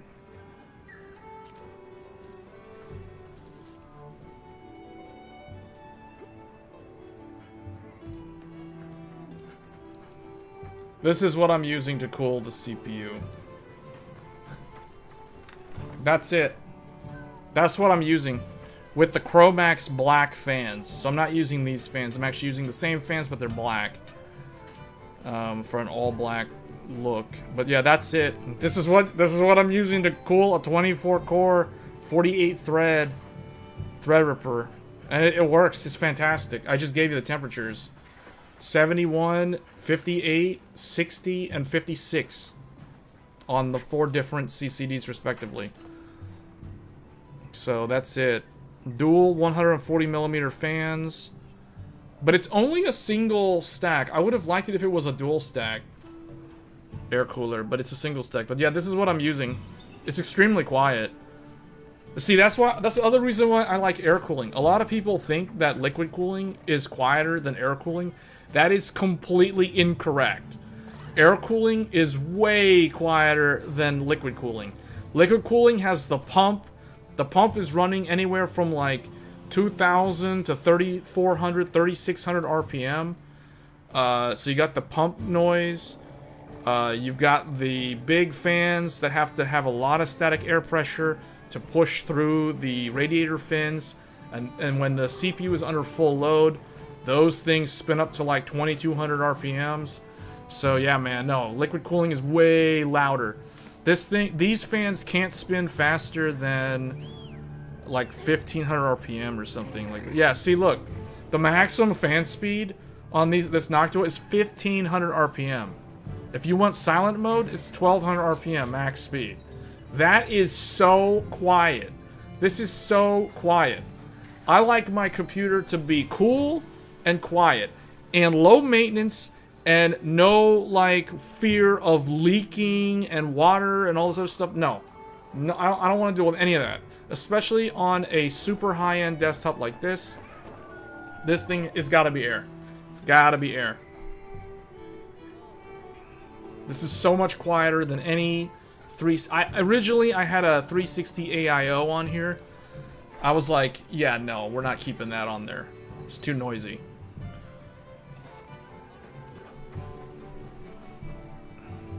I mean, yeah, if you wanted to overclock Threadripper, you'd probably be better off with 420 AIO. I don't really care about 360 AIO for this. Like, I would definitely go with like a 420 AIO. But if I was going to actually overclock it. But yeah, with this, you can't really overclock. You can still use Curve Optimizer to undervolt it though.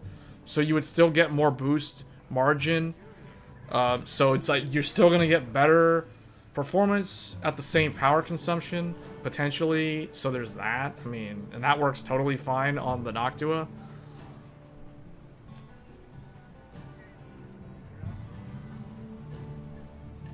No, it passes in Cinebench. It scores like 50,000 in Cinebench.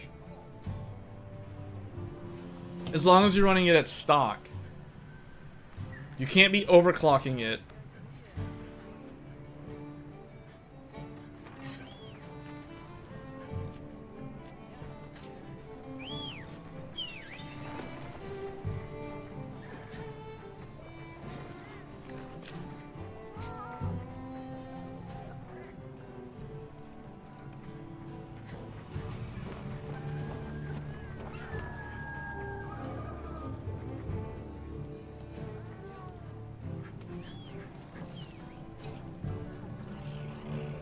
I mean, this system is like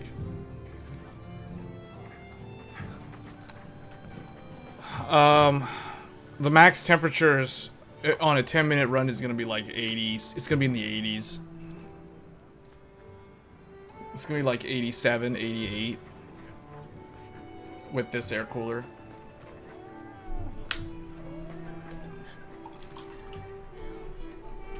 Which is totally fine considering the max temp is like 95.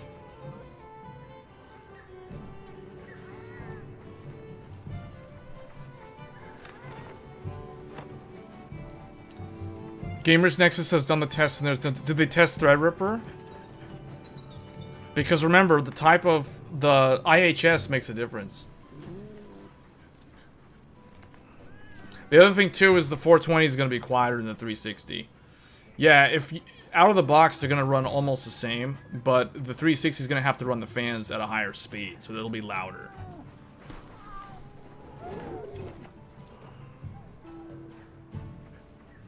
Deepcool LT720. I have a Deepcool LT720 360. That's actually the liquid cooler that I had on the Threadripper initially until I swapped over to air.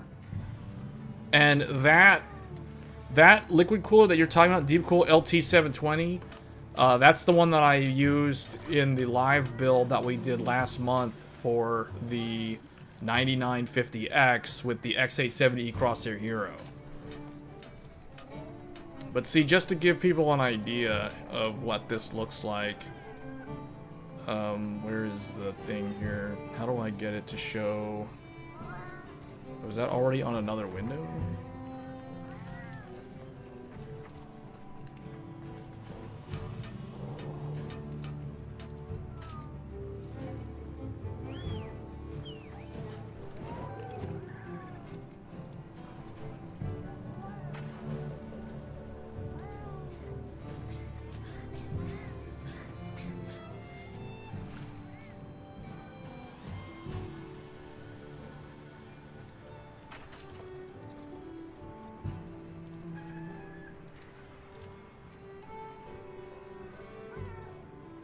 There.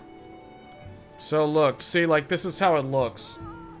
24 core, 48 threads. This thing shreds shader compiling. Like, this thing, like, compiles shaders when you have to do a game install from scratch, or you update your graphics drivers and you have to recompile shaders before you can get into the game. Man, this thing just, like, destroys. It just like crunches its way through. It's just like on the loading bar, just going right through that load bar, compiling all those shaders. That is the nice thing about having a lot of threads. There's like no downtime on waiting around for compiling. So, but you guys can see this is how it's running the game right now. I think the game is running on the upper, like, over here somewhere, and then like the live stream and everything else is running over here. Then we have a whole bunch of cores that are literally like just kind of doing nothing. They're just kind of like there. So yeah, this is true high-end, guys. When I'm talking about HEDT, high-end desktop, I'm talking about Threadripper. Long ago, it was the Intel X79, like we were just talking about earlier. So that was Sandy Bridge E and Ivy Bridge E. So that's your 3930K, your 4930K, your 3960X, your 3820, your 4960X, 4970X, etc. So that was HEDT on Sandy Bridge and Ivy Bridge. Then there was Haswell E and Broadwell E, which was X99. So that was like 2014 was when that came out. That was the world's first DDR4 consumer product, even though it was high-end desktop. That was Haswell E, so that was your 5960X, and then Broadwell E, your 6900K. Those are the world's first 8-core CPUs that were in like an actual consumer could actually buy one, although they were insanely expensive. I'm talking you had to spend $1,000 in 2014 if you wanted an 8-core 16-thread. Think about that for a second, guys. Think about that. Because we've had to deal with like so much inflation over the years. Think about the fact that a 9800 X3D or a 7800 X3D is an 8-core 16-thread at the current price point that it's at now. Whereas 10 years ago, if you wanted an 8-core 16-thread, you had to buy an Intel HEDT and spend $1,000 for just the CPU. Then you still had to buy a $500 Rampage 4 Extreme or Rampage 5 Extreme for X99 with very expensive DDR4 2400 megatransfers RAM. So that is what a true high-end desktop was a decade ago. Now we have regular consumer gamer desktops that have the same amount of cores and thread counts that vastly outperform a 10-year-old 8-core high-end desktop. So that gives you guys an idea of how far we've come. Yeah, we got lots of SSDs. So I've got 2 hard drives in here, and then I've got 1, 2, 3, 4, 5, 6, 7. Yes, that's right. We've got 7 M.2 SSDs in this Threadripper machine. This thing has so many PCIe lanes. In fact, I could fit an 8th SSD if I wanted. I could fit 8 M.2s. I'm using 7 out of 8 M.2 drives right now. The last one that I'm not using is Slim SAS, and I will be using this adapter for Slim SAS to U.2 to add another enterprise SSD, M.2 Gen 4 speeds. So I may do a video about that. There's already a video showing that on the Crosshair Hero for the X870E platform. So basically that exact same solution, I will be using that on Threadripper in the future.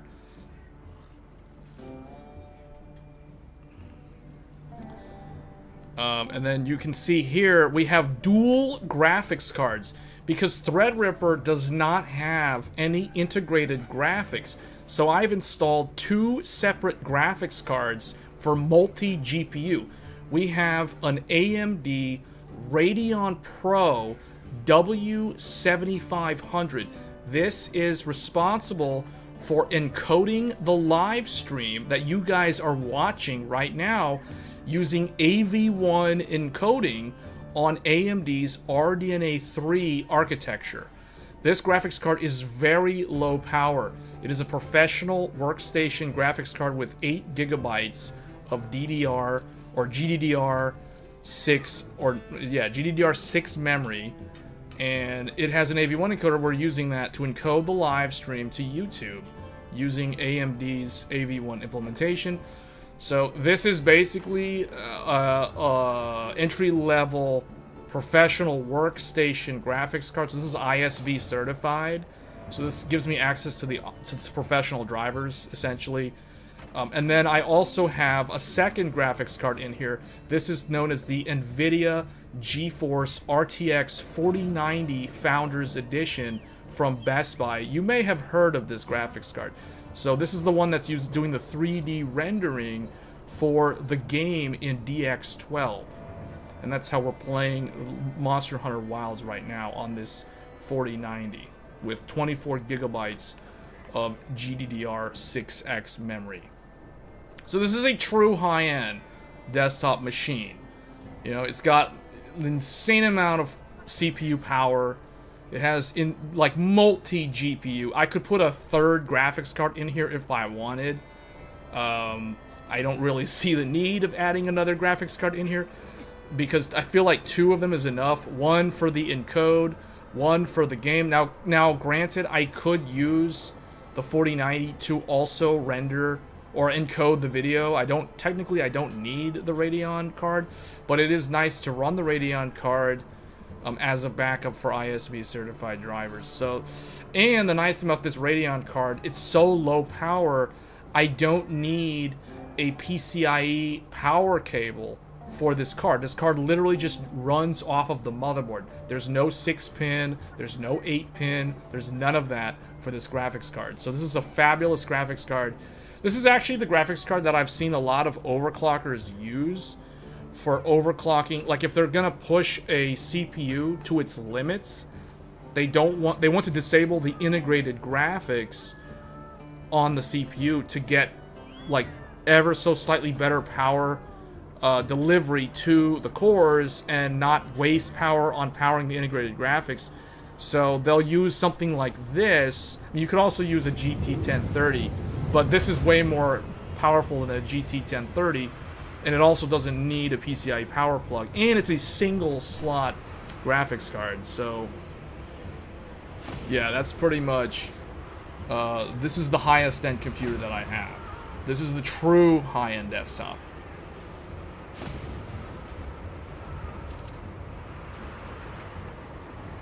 In 6 months, you get 9950 X3D.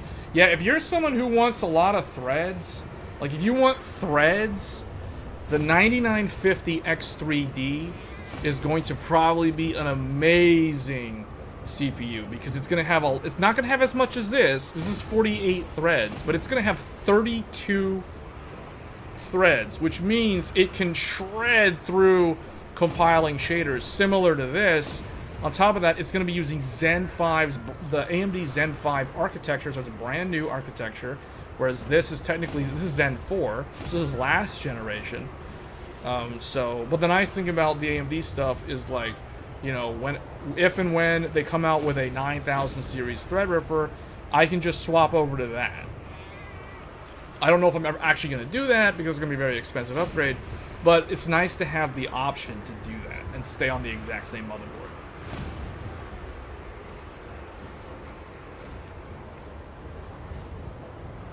Both of these are connected to the motherboard, yes. They're both plugged into the motherboard. The 4090 is using 16 lanes. The Radeon W7500 is using 8 lanes. This only uses 8 lanes. In fact, if we go here... what did I do with the thing? Let's go to Tech Power Up. Let me move this over here. Let me move that over there.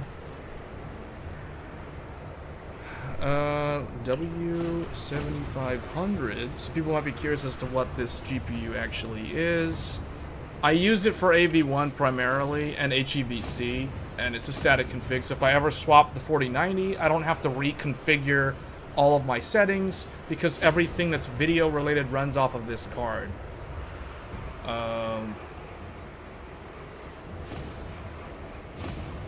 Let's switch over to... Where is it? Wait, why is this acting weird?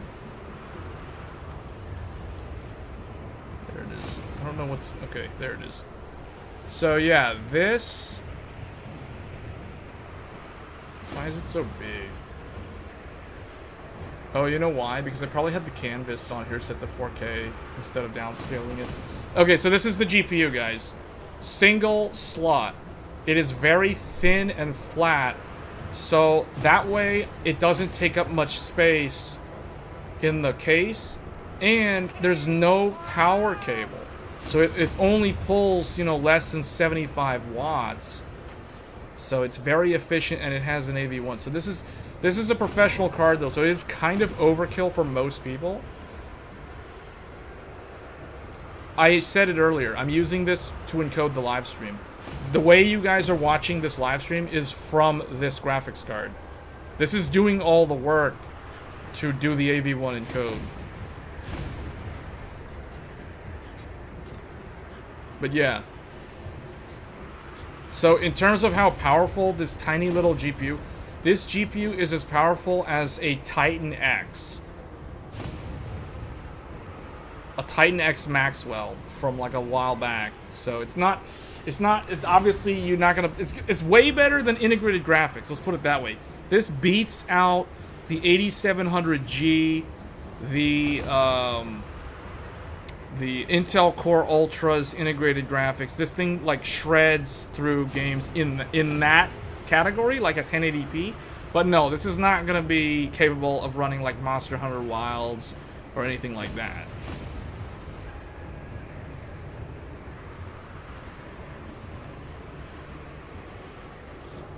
But yeah, that is the graphics card I'm using. The other one that we looked at just now, the other one in the system is this one.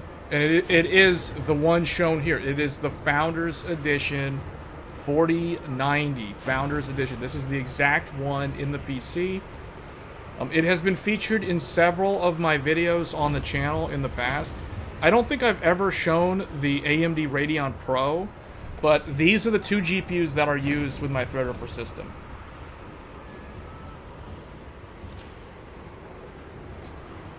What happens if you do encode and play? You can do that. You can do that, but you will lose a tiny bit of performance. So, like we were showing that earlier with Task Manager. So if we go back here. So for example, we're using the Radeon Pro. Oops, I didn't want to make it so big. I didn't want to do that. I don't know why I made it so large.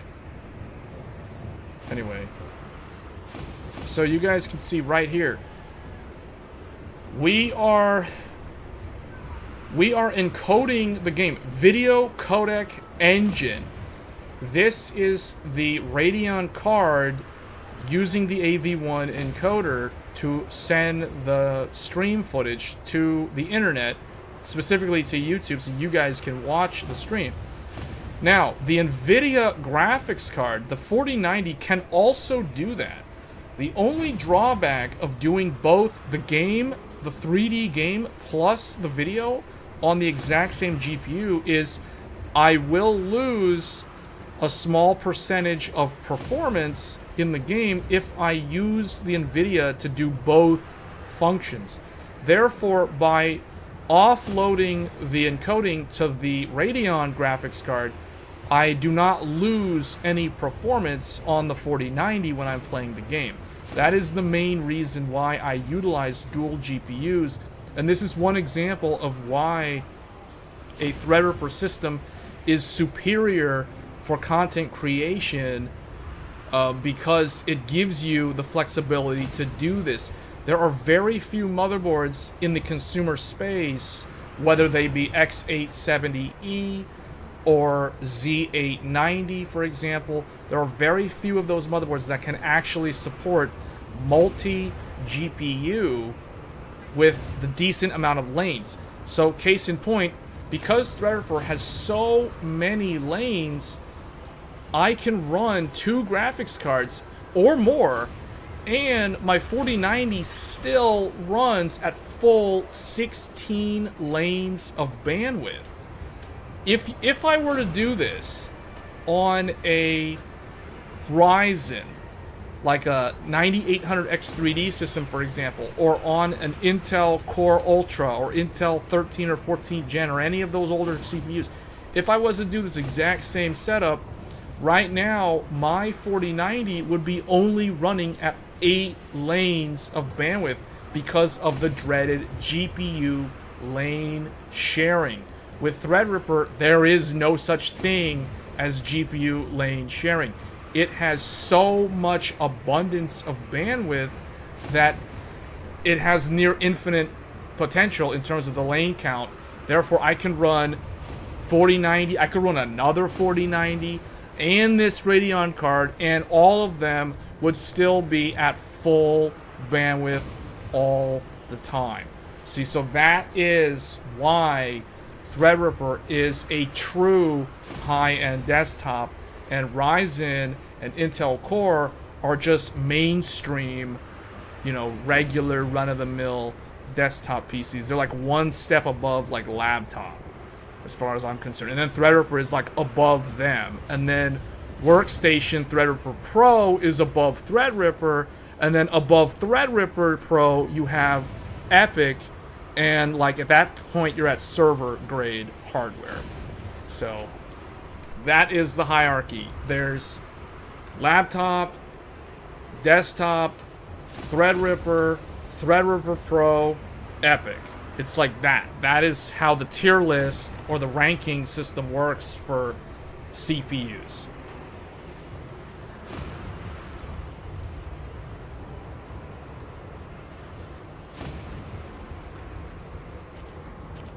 You're calculating the needs.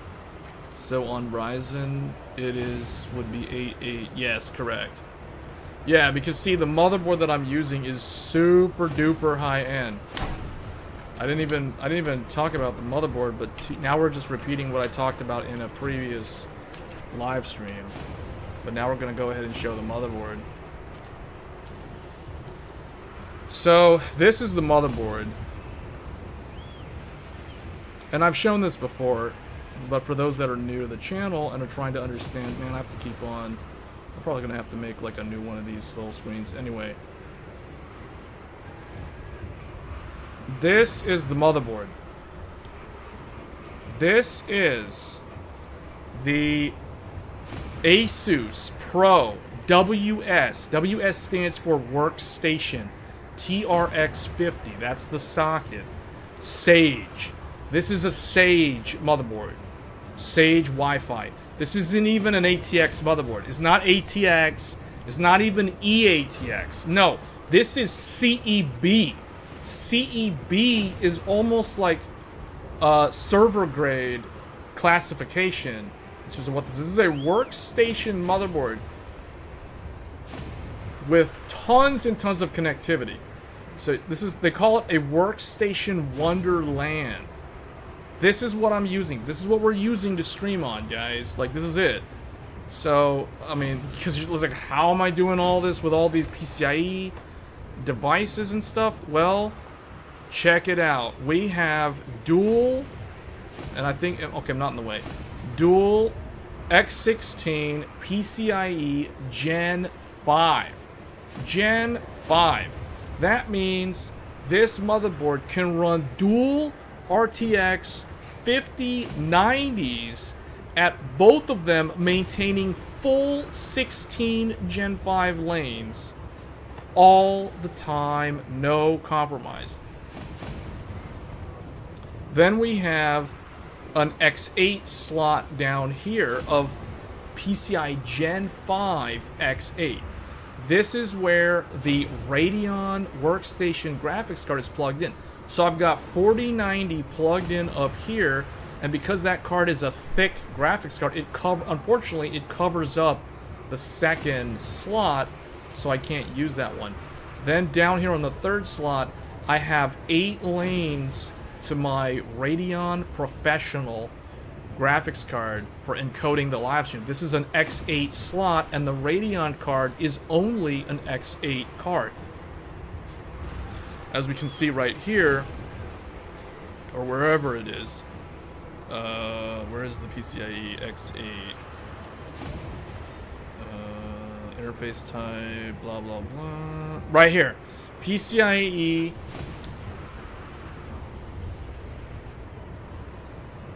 bus interface. PCIe 4.0 X8. That means this Radeon card only has 8 lanes. It doesn't do full 16. So we go over here, we're not wasting any lanes because this slot is only X8 and the Radeon Professional is only X8, so they match up full bandwidth. Then we have an X4 Gen 4 slot.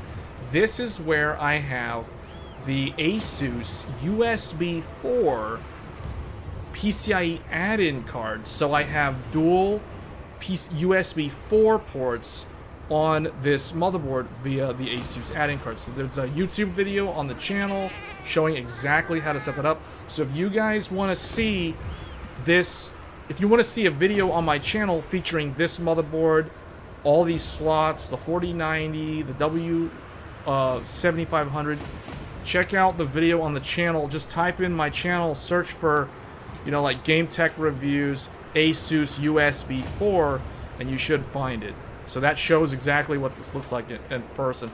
And then the bottom slot is another X16 Gen 4 slot, and this one I have the Asus Hyper M.2 NVMe add-in card to add 4 Gen 4 SSDs. So we have 4 SSDs, M.2 SSDs plugged in to this bottom slot, and then I have 1 SSD here, and then I have 2 more SSDs under here. So I have 7 SSDs, and then I also have the SATA ports. You can barely see them, but they're over there. And then underneath that, right down here, is a slim SAS. So I can run an 8th M.2, even enterprise SSD if I want to in the future. So lots and lots of connectivity. But this is what it means to be a true high-end desktop. So anybody who is on X79, X99, X399 Threadripper, X299 Skylake X, or TRX 40, you guys know what it means to have a high-end desktop machine, and this is the successor to all of those platforms.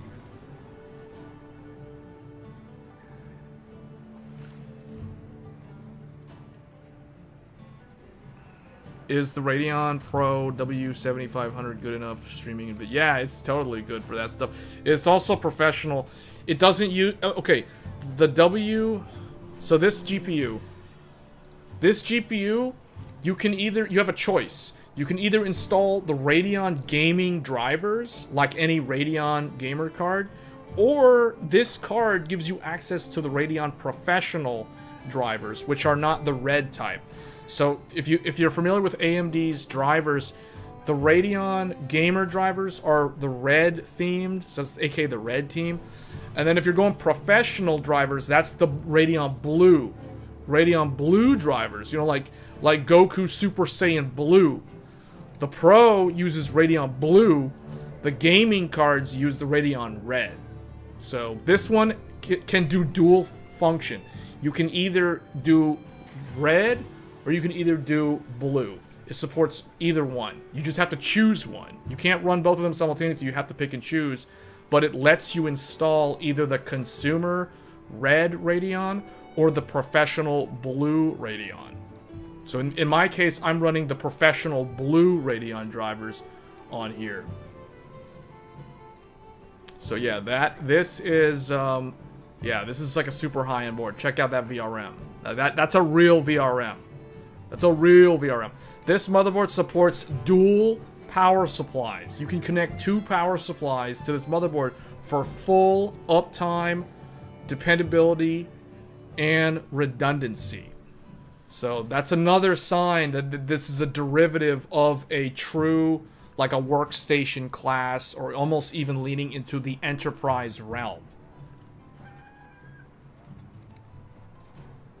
I don't know why we're all of a sudden talking about, like, all this Threadripper stuff. But anyway, yeah, it's got an insane VRM. It's got actual, like, copper heat pipes all the way around. It's got big machine heat sinks. It has active cooling on the VRM. It's got dual fans. Although the fans are so quiet, I never hear them. So then they've got ventilation in there. And then they've got the back I/O shield. So that's kind of what it looks like. Talking about dual power. Extra PCIe power can be used if desired. I myself am not actually, as far as I know, you know what? No, I think I am using these connectors. I think I'm using one of them.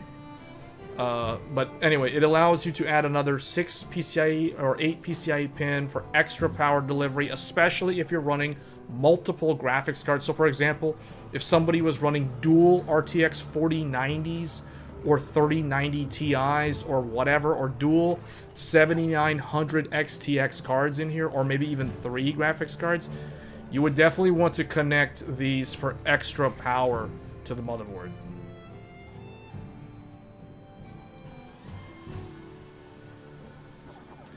Quad channel ECC register DIMM with full error correction. So even if you have some kind of like hardware problem, or maybe even a slight unstable overclock, the RAM will correct. It will correct. It'll auto-correct using ECC, error correction code memory. Now, if you have an extremely unstable overclock, then that cannot fix that, and that'll still end up in a blue screen. But it has this for extra reliability, and it has quad channel. Every single one of these DIMM slots are on their own channel.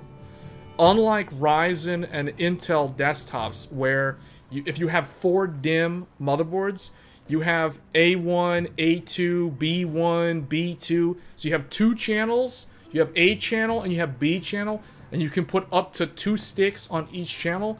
The moment you put the second stick, it becomes insanely hard to run high speeds on your DDR5 setup. But Threadripper, no problem. If I have 8,000, if I wanted to run RDIMM at 8,000, I could literally run 200 if I wanted to, if it existed, although it doesn't exist on the market. If there was RDIMM that could run at 8,000, I could literally run 256 gigs of RAM at 8,000 on this motherboard, no problem. Because this is 4 channel. Each stick is its own channel. This is not A1, A2, B1, B2. No, this is A1, A, B, C, D. Each one has their own channel, so they're fully isolated. It's literally one DPC, even with 4 sticks of RAM, which means you can run. This motherboard can support the same exact RAM speeds that a 2 DIMM Ryzen or Intel motherboard supports. So like an Apex, meaning this Sage can run RAM speeds as fast as Asus Apex, or an MSI Unify X, or an ROG Gene, or an ASRock OCF Tai Chi, like the overclocker's 2 DIMM board. This is basically a 2 DIMM motherboard because it has 1 DPC per channel. So keep that in mind. That is another thing about this that sort of like just exudes HEDT functionality or characteristics. So that's another thing about it. Ultra fast connectivity. I mean, we already talked about that. We have a 4090 in here. We have nothing in here, but that's 16 more lanes.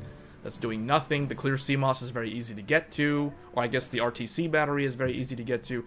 Then we have a Radeon Professional in this 3rd slot. Then I have a USB 4 card in the what is this, the 4th slot. And then I have 16 lanes down here at the bottom. There's the postcode debug down there. So basically everything that you would think you would need, multi-GPU, it has support for it. And then it has Wi-Fi 7. On top of that, we've got Wi-Fi 7. So we have the latest standards and 10 gig LAN plus another extra 2.5 gig LAN. So for example, if I wanted to connect this motherboard directly to the internet, I would use the 2.5 gig port. And then if I wanted to connect to a LAN or enterprise campus network that's on a very, very fast intranet, I could use the 10 gig port to connect to the switch, provided I have a 10 gig capable switch. So that is why it has the dual LAN. And then it has like a bunch of 10 gig USB. It has an extra 20 gig USB on the back, you know, your clear CMOS, all that other stuff. So Pretty much, yeah, there it is. So the only thing I wish it had, like, either another USB-C or 2 or more USB-A. That's the one thing I didn't like about it, but otherwise I can't really complain because it gets the job done in all the right areas. So, yeah. Anyway, so that's it, guys. I mean, that's pretty much a true high-end machine. Making X870E look pathetic. well, the thing is, you gotta remember what this is supposed to be for. This is not supposed to be for gaming. Like, technically, you're not supposed to be gaming on this. I mean, you can. Like, a developer system could be using something like this, and they don't have to worry. Because, see, the thing is, if you're developing a game, like, let's say you're a game studio, and you're in like phase 2 of production, and you're testing basic sections of the game. You haven't even, there's no alpha, there's no beta test yet. It's way earlier than that. Your game is an unoptimized mess. It runs like garbage on mainstream hardware. But if you run it on this, you don't have to worry about like how unoptimized it is, because it's like you have copious amounts of system RAM, you have error corrected RAM, so you can debug and see CRC errors, for example, or way errors or whatever. You can capture that data so you can troubleshoot and debug your game in a high-end desktop platform, because this gives you reliability and uptime. It's going to be much harder to blue screen this computer than your run-of-the-mill Ryzen or Intel. You know what I'm saying? So this is totally meant for like dev work or some sort of like heavy power user use case. This is not meant to sit there and play Fortnite or Monster Hunter or COD 6, you know, like with your friends or whatever. Like, this is not what this is for. Like, this is meant for like real work, like real high-end stuff.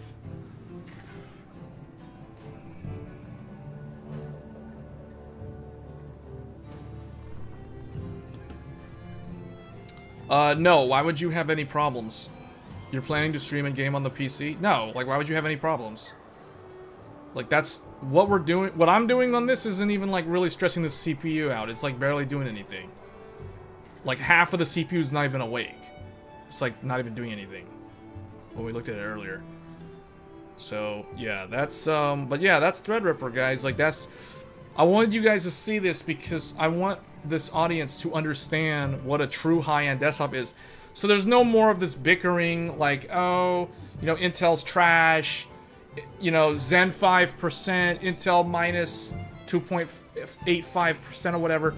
Like, that's a bunch of nonsense. That's a whole bunch of noise in the grand scheme of things, because like both of those platforms are like, you know, it's like I said, it's like a Dragon Ball Z reference. It's like Goku, aka Ryzen, and you got Vegeta, aka Intel. So you got Team Orange and you have Team Blue.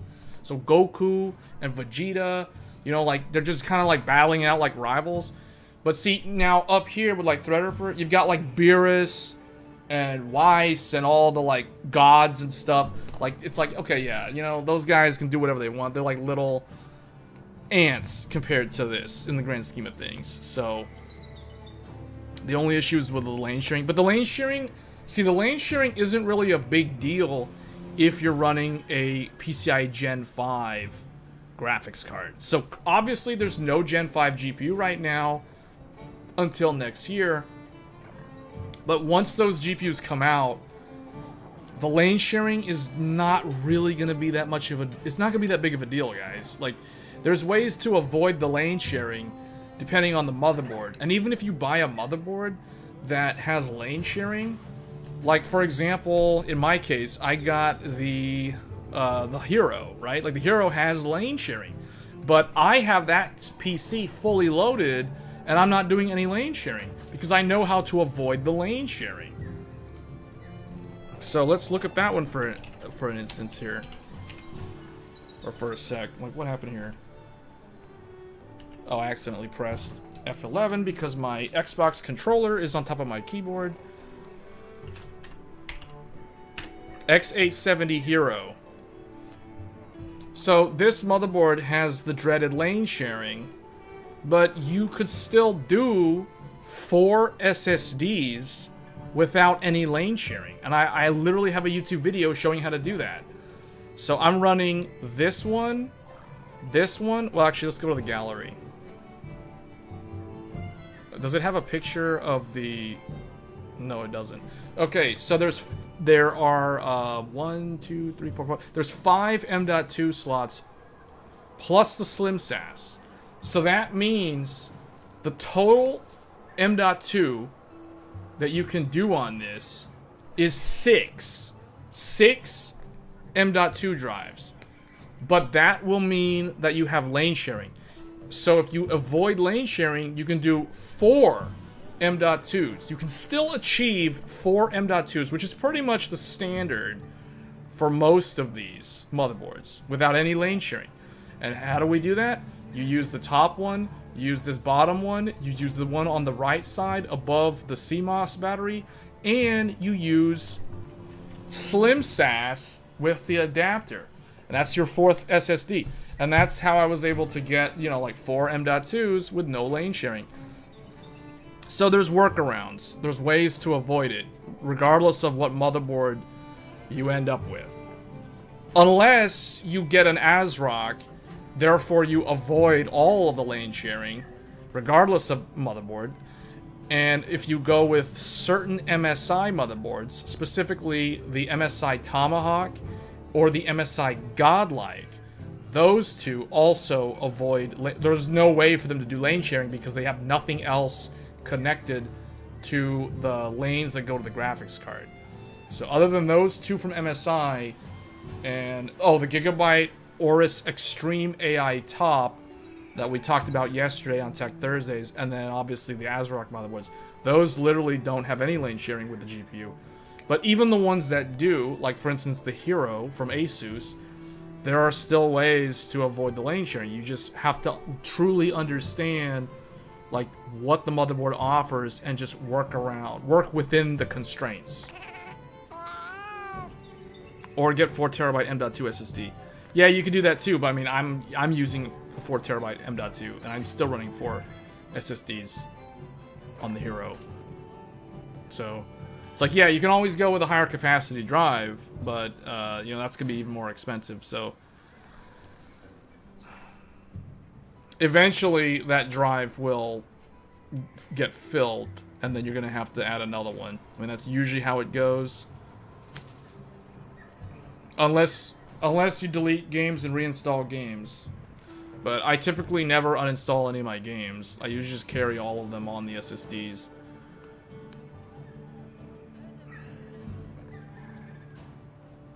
But yeah, so yeah, those motherboards like the Nova, the Aorus Extreme, like none of that stuff uses lane sharing.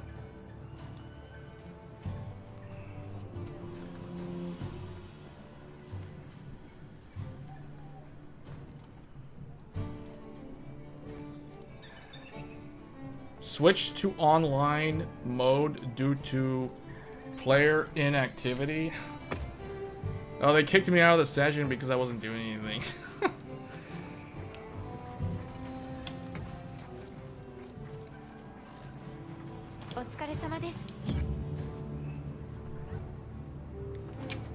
Oh, I need to join a session now.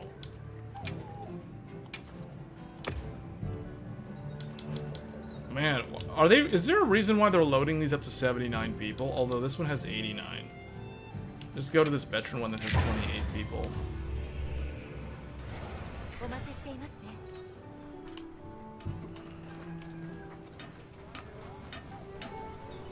Yeah, that's a really good deal. SSDs are actually more expensive than they were a year ago. You love the troll bait title? What makes it a troll bait title though? I don't understand. Wait, hold up. What? Troll bait title? What's up? What about it is troll bait? Oh, I see what you're saying. Yeah, that it runs great. I mean, it does run great. On this PC, it runs great. Yeah, I know exactly what you're talking about. That being said, I am going to I am going to live stream on different computers. So we are going to be looking at lower end computers. So we're going to be testing graphics cards that are not 4090. We're going to be testing CPUs that are not Threadripper. So they don't have nearly as many threads and nearly as much VRAM and system RAM to throw at the problem. Because, like, this platform is running 128 gigs of RAM at 6400. So it's like, and it's DDR5. So I don't know how many other platforms out there can actually do that. See, just to kind of show that 128 gigs of system RAM running at 6400 mega transfers. 4 out of 4. 4 sticks. 4 sticks of DDR5 at 6400. 100% system stable. We can run Y-Cruncher for days with this setup. RDIMM, air-corrected RAM, 128 gigs of RAM.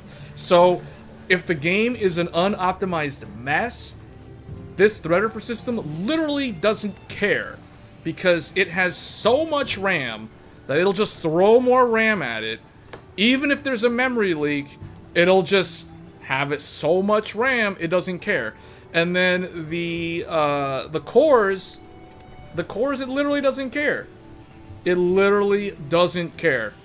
We aren't even using like half of the CPU. The CPU is barely even utilized. I mean, it does have a decent amount of utilization. That is a decent amount of work being done, I would say, on this CPU. 24 cores, and these are 24 P cores, not E cores. This is all P core exclusive, and all of them have SMT. So they're basically Dragon Ball Z split form technique. Every one of these cores can handle 2 threads simultaneously, hence simultaneous multi-threading, or also known as Intel's hyper-threading, if we're using Intel terminology. So yeah, this is a 48-thread machine. It doesn't care, like, if this game is an unoptimized mess, it'll just throw threads at it, it'll just throw memory at it until the problem goes away.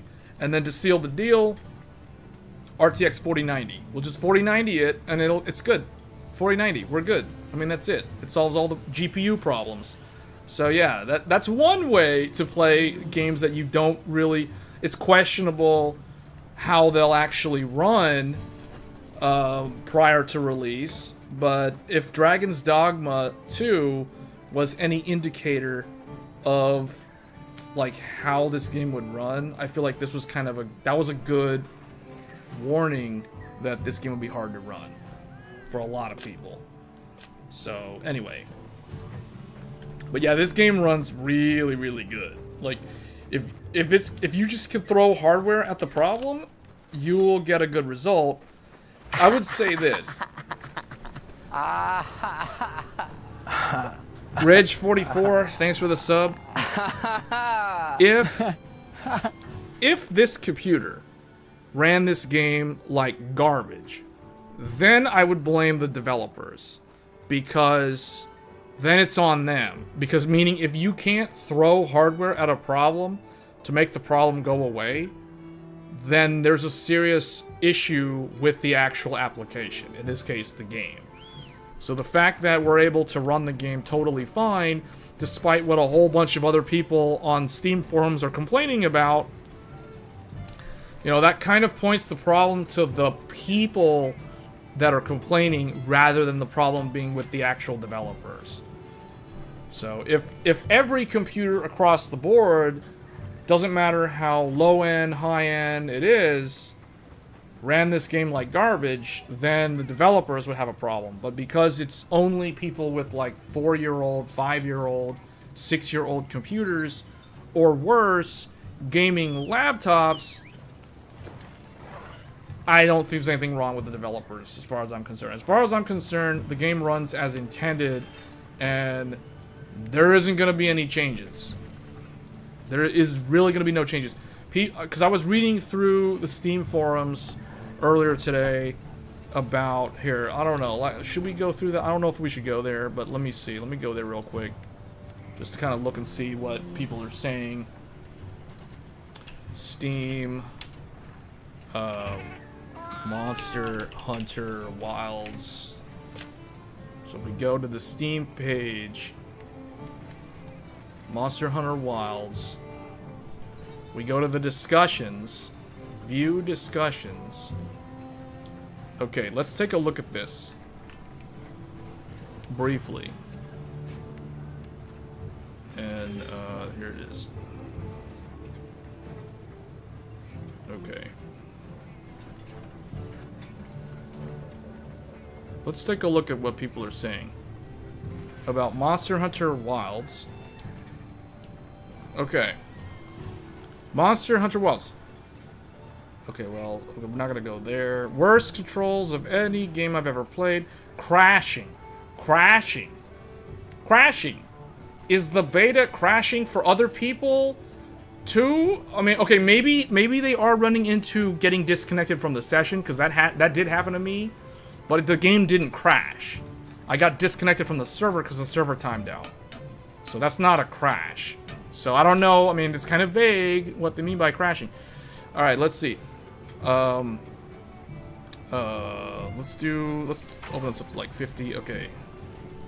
Sacred problems. Will there be a second beta? This game is actually well optimized. Your PC is just bad. Y'all really complaining with 10-year-old PCs? Here, it's running at 80 FPS just fine. It's time to upgrade. And then you have all the, you know, everyone's gonna come here and like reply with their own opinion on, okay, you have a 4080. Maximilian Dude couldn't even, they spelled his name wrong. It's D-O-O-D, not D-U-D-E. Couldn't even get consistent frames on a 4090. I call cap, but even so, it's still, okay, yeah, desperate for, so, okay, see, then it just kind of, like, turns into some kind of, like, people trolling each other. It's kind of hilarious and sad at the same time. But these are the sort of posts that were all over this message board yesterday night when the beta first went live. Like, it was littered with people complaining about the performance. Don't use NVIDIA Streamline. I don't understand what they're talking about. Terrible performance. No, thank you. As far as I played the demo, the game runs horribly. I have no problem running Monster Hunter World. Oh, well, maybe it's the fact that Monster Hunter World is a game from 2018. Monster Hunter World is a 6-year-old game. I wonder why it runs so well. But Wild simply can't keep 60 FPS, and DLSS makes the game look awful. Okay, this is the sort of comment I was looking for. I was looking for this sort of comment. To be fair, you are playing a beta. Okay, see, this person is somewhat right, but also somewhat still very wrong in their assumption that the beta is going to somehow magically fix all the optimization problems. The beta, between now and release, the game is done. The only thing they're going to change, they may tweak some of the feedback that they get for the quality of life changes that they made to the UI, to the menuing, to the item management system. Those are the sort of things where they're going to make changes between now and release. They are not going to magically make this game run at like 4K 60 FPS on an RTX 3060. People who think that that is a possibility are living in an alternate reality and they don't understand what's actually going on. But yeah, definitely give them feedback and maybe they'll look into it. I don't really expect anything. More likely from the patch it 6 months after release, like they did with Dragon's Dogma 2. The thing is, Dragon's Dogma 2 still runs pretty bad, even with all the patches. At least in the cities. Although it does run a little bit better than it did at launch. Broken textures for me. That sounds like they're probably on an unsupported driver or an unsupported graphics card. Yeah, okay, I like this one. This is a good comment. This is a very good comment. It's a server stress test. The game launches in 4 months. They are not going to have it much, if any, better optimized in that kind of time frame. I agree. That is exactly how it works. This person actually understands game development. Congratulations. Now that I'm actually looking at the system's requirements on the store page, it's kind of ludicrous. Even the recommended specs are only expected to get it working on medium settings. They did not give a damn about optimizing this. Well, no, not really. Because the thing is, Capcom was always targeting 30 frames or above. But they were targeting 30 FPS and then above. Like, for some reason, they like to run their games at an uncapped frame rate, but they target 30. That's why on PlayStation, the resolution mode runs at an unlocked frame rate that hovers between like 30 to like 40. It's in that range. And then if you're playing it in performance mode, I think what they do is they literally just turn on FSR1 and dynamic, or maybe FSR2, but it doesn't look like FSR2. They turn on dynamic resolution scaling, and it scales all the way down to 720p, but it still can't even maintain 60 frames per second. It's like 43 to like 50, you know, best case scenario. And if you stare at the sky, it gets up to like 56 in performance mode on PS5. So it's not good. Personally, when I played it on PS5, I played it on the resolution mode with a relatively decent 35 frames per second, which was relatively consistent, but there was a lot of like instances where it was very juddery, I guess is the word that Digital Foundry would use. But yeah, it's not nearly as bad as Dragon's Dogma 2. That is, I agree there. It's not nearly as bad as DD2. That is correct. Playable for sure. RTX 4080 here, and I'm running the game at 4K with DLSS set to performance. Game runs well and looks fine, and that's without frame gen. Looks like it's time to upgrade, bozo. Yeah, the problem, though, with this comment is, like, okay, this guy doesn't realize that if he's running the game at 4K with DLSS performance, I don't think this guy realizes. Maybe he does. Maybe I could be wrong. But he may or may not be aware that if you do this, you're literally playing the game at 1080p resolution, upscaled all the way to 4K, and that's not a good look. Even if it's DLSS, it doesn't look good, because 1080p is too low of an internal resolution to then stretch and upscale, regardless of machine learning or not. You're stretching everything to 4K. That is not going to look good. I'm sorry, but no. That's...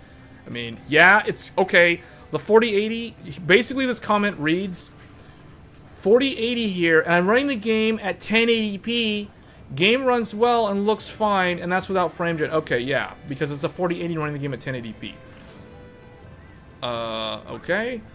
And Capcom wants to make games. Okay, if Capcom wants to make games for 20% of the PC player base, I say let them reap what they sow. That is in reply to the whole comment about time to upgrade. Talking like I could stand the Dragon's Dogma series after the jank of the... Okay, that isn't related. That's off topic.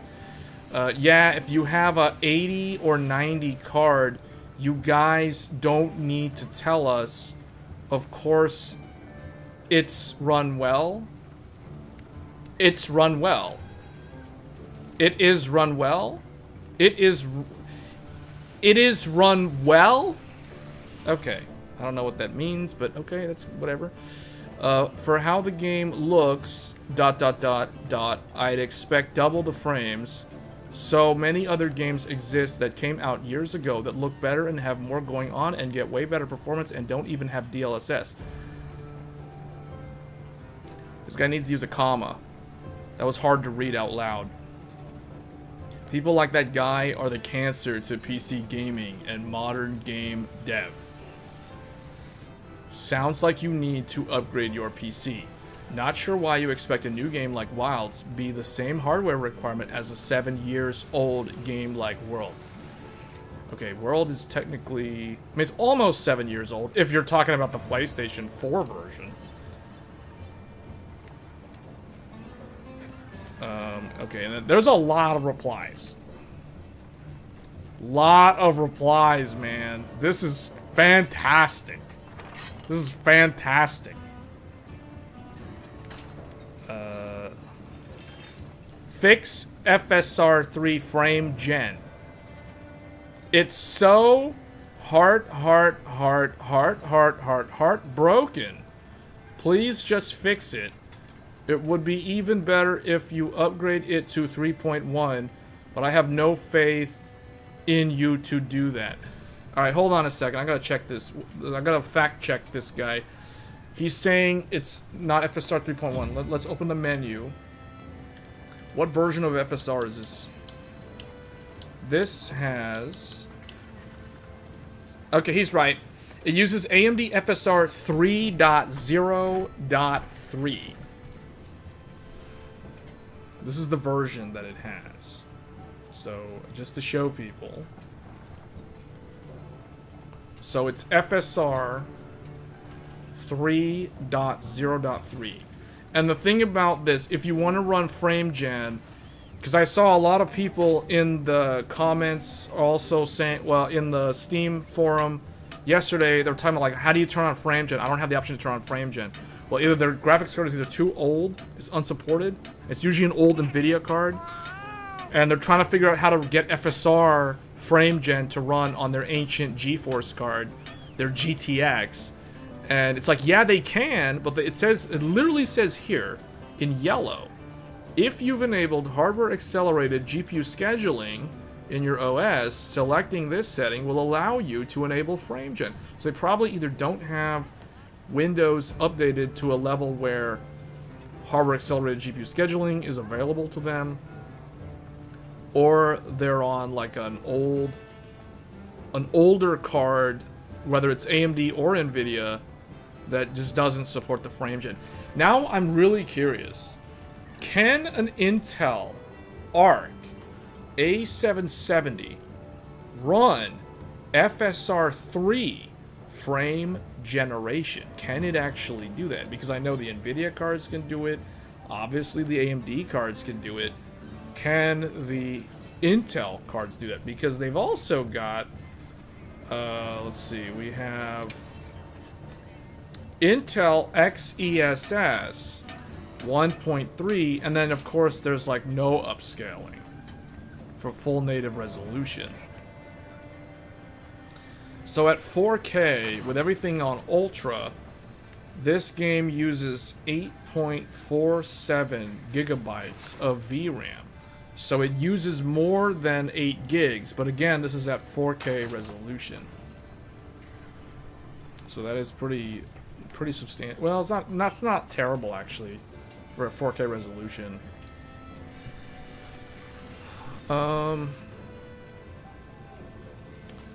Yeah, I will say one thing. If you have AMD Adrenalin, simply use AMD Fluid Motion Frame 2 Frame Gen. It's way better. Barely has any ghosting, but has slightly less interpolation.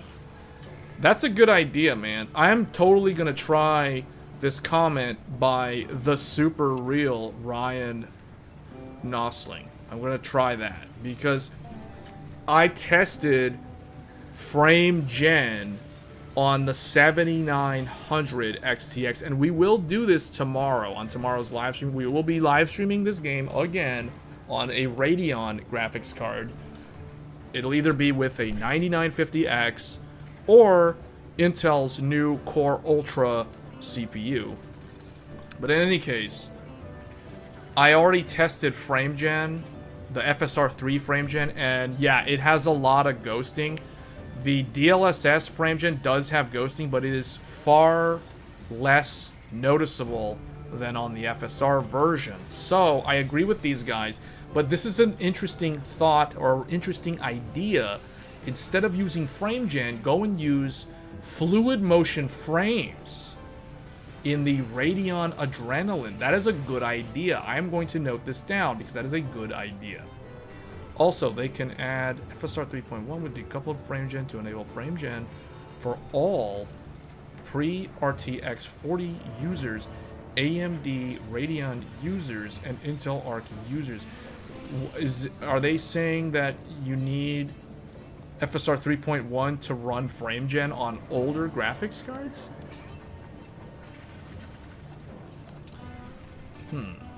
That's an interesting one. I need to actually look into that further. Why does the game look so blurry? You know, well, he's using...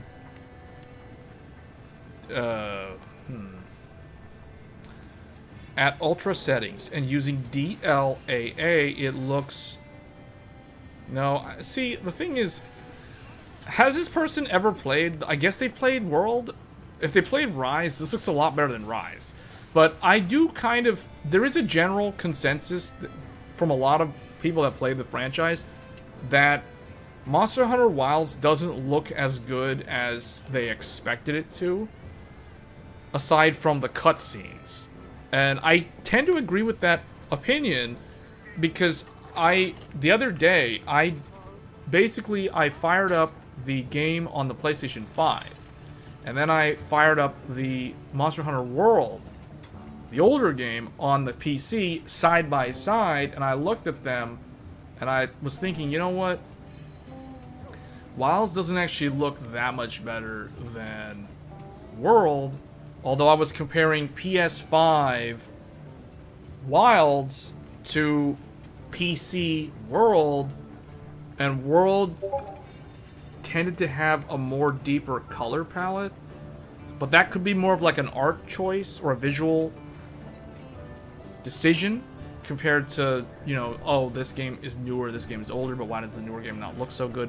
It could just be like the art style or the way they've done the environment is not helping, because it's that desert, sandy environment in Wilds versus a base camp with a whole bunch of like colors and plume feathers and all this other stuff. So it's like, I don't know if it's a really good comparison, but I could tell that the World color scheme and the visual style and everything about it seemed to look really, really good. So yeah, World was peak. Yeah, maybe, but I don't know. I think obviously I'm gonna reserve judgment till I see the final game, because Wilds, we've only seen like one area of Wilds, and you're only able to hunt like 4 monsters, so we have no idea the scale of the final game. Obviously, you know, World had 5 zones, 6, 7 if you count like Zora Magdaros, Xeno'jiiva, and the arenas and stuff. But Iceborne added 2 more, so it's like there's a total of 7 areas to explore in Worlds, or I keep saying Worlds, in Monster Hunter World. So I expect this game to have around 5 zones. Typically 5 zones is the right number for a base game. Okay, let's see. Poor performance. Poor performance again. Thanks for the optimization. Game crash when I enable FrameGen. Does anyone know a fix? nvidia 3080. Last I checked, you can't run FrameGen on a 3080. Oh wait, unless he's running AMD's FSR. See, again, what is this? AMD to the rescue of all these 30 series owners? Like, this is bizarre. I mean, technically that's an unsupported config, so, I mean, good luck with that, because no one's really gonna respond.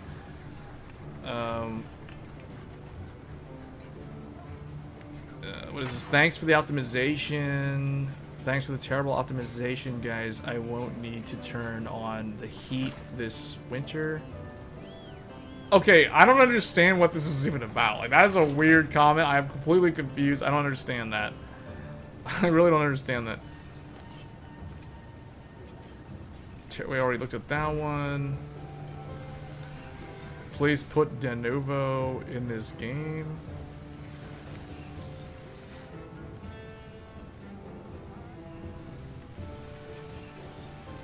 Poor performance at native res 1440p with RTX 3090 and 7950X 3D. There is not really a good reason why my computer is in the 45 to 50 FPS zone at 1440p medium high settings at native res. I quite literally cannot play the game like this. I have an eye issue where, okay, we don't really need to know about that. The usual solutions to, okay, yes, too much information. It's genuinely frustrating, okay, it's baffling, yeah, okay, that doesn't really do anything. And let me be clear here, okay, they reply themselves, let's move on.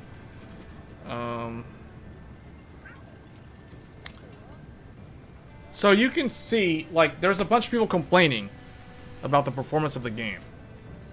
Like, a lot of people are complaining.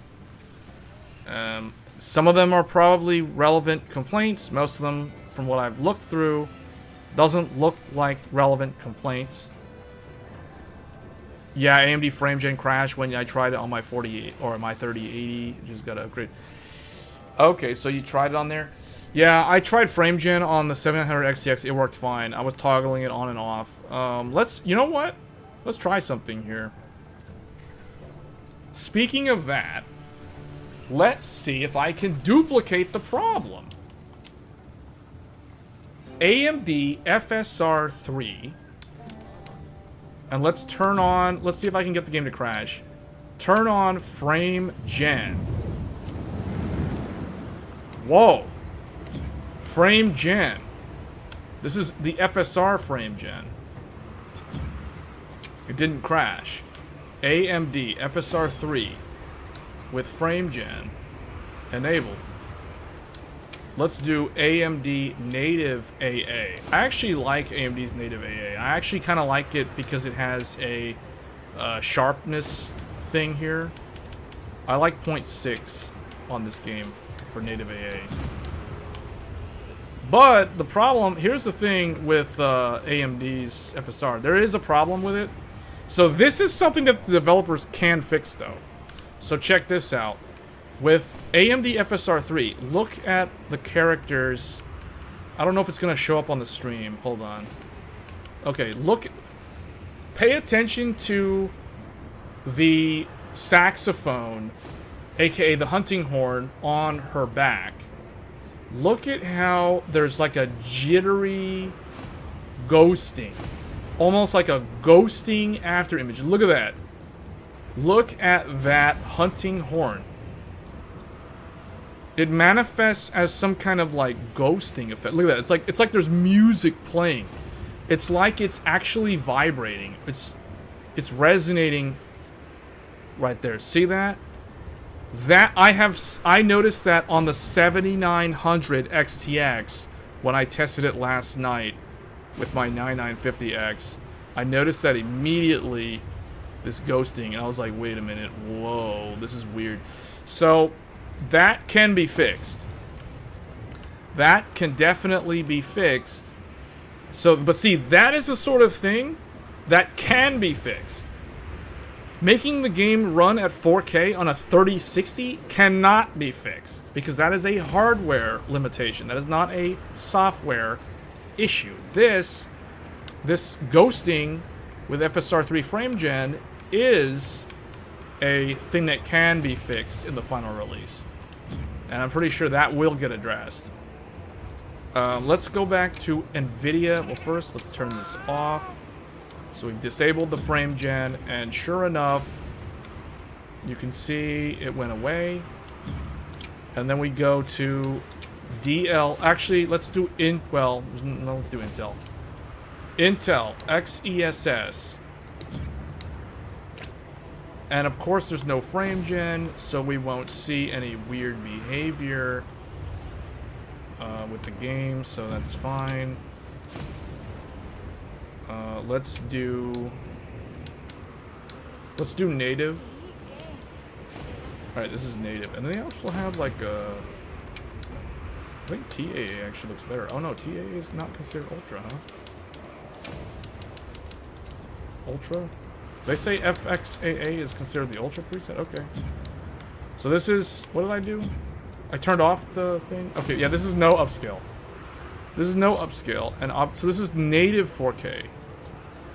This is how it looks at native 4K. Actually, let's use this character here. Let's use this NPC for a reference. So now, let's go in here and turn on NVIDIA DLSS 3.5. Set, well, let's do DLAA. So this is still 4K resolution. As shown here, we are at 4K resolution. And we have DLAA running. Somebody in the Steam forums was complaining about DLAA looking blurry and horrible.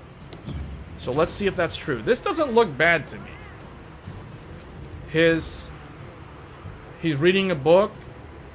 Yeah, he's making decisions. Okay. Wait a minute, this is I remember this guy.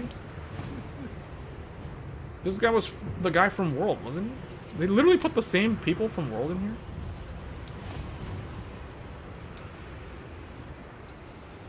The game has that, it definitely has that, that Monster Hunter look, but it also has that RE Engine look, if you know what I mean. It's got that RE Engine style hair, it has that RE Engine style grungy, like, almost like a sepia color filter going on. But yeah, this is DLA. This doesn't look bad. I feel like the person complaining played too much Black Myth Wukong. Alright, now let's turn on the frame gen. And look for ghosting. Oh, yeah, there is a little bit. There is a little bit. But it's not nearly as bad as with the FSR. Let's see. I look at the saxophone. Yeah, see, it's not nearly as bad. Yep, I just saw it right here. One thing I noticed, you have to be moving the camera at a faster speed to see the ghosting effect on DLSS frame gen, whereas with FSR3 frame gen, you see it pretty obviously.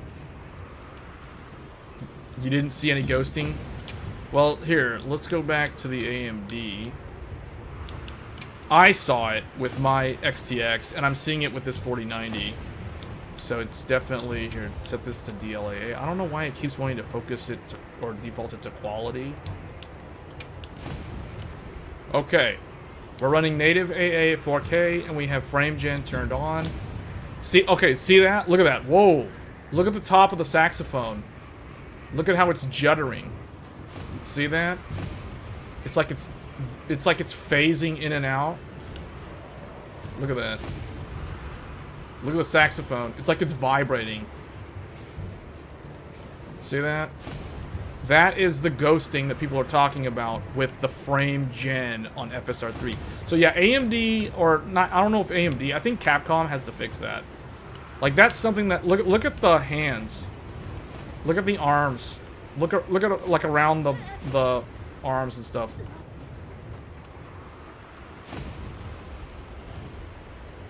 Yeah, man. That's not a good look. Someone has the graphics of GTA 3. Oh, I saw that. I saw that yesterday when I loaded the game up for the very first time. I saw it very briefly.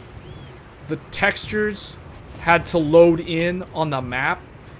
I saw the monsters and the character and everything was like blocky for like a split second. But then they all filled in and they all transformed into normal. So that, to me, means that whoever's playing that and they're running into that problem, they're either on a very old graphics card, or they're on a... They might be on a graphics card that might not support the full, like, DX12 or something, like DX12 Ultimate. So yeah, but this the frame gen on FSR 3 does not look good, man. This is not good. There's a lot of like ghosting. Look at the character as she turns from left to center. See that at the steps? See the weird like after image? You see that? That is a graphical defect with how the frame gen is being rendered. So something in the render pipeline is not cleaning up the after image. Man, there's a lot of after image on FSR 3 frame gen for this game. Yeah, they can fix that though. That's definitely fixable. Yeah, no, this is a frame gen thing. Like if you're not running frame gen, you're not going to see the problem. Like if I turn it off, see, now it's gone. But now we're not running the game that well. So now if we do, I gotta drop it to like quality.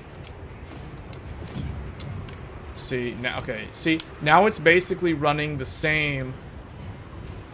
This runs the game similar to 4K frame gen versus, this is 1440p. This is effectively 1440p upscaled to 4K.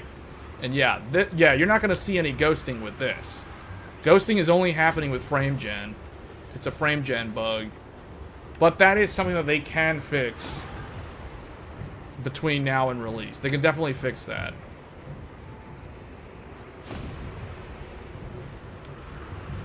It does happen, now that I think about it, it happens a little bit in Final Fantasy 16. And I played pretty much all of Final Fantasy 16 with frame gen at 4K using FSR 3 native AA. I like that the FSR 3 native AA has like a very good sharpening filter.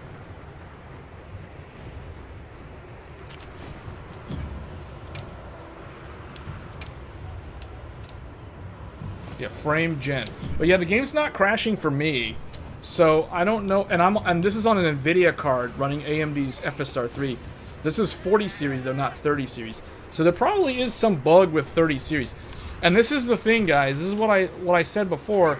The thing I really don't like about nvidia is if you're a generation or two behind, if you're not on nvidia's latest generation, they kind of screw you over in the sense that they're not going to fix things or give the same sort of level of updates and attention to anyone who's on 30 series or 20 series compared to anyone who's on 40 series.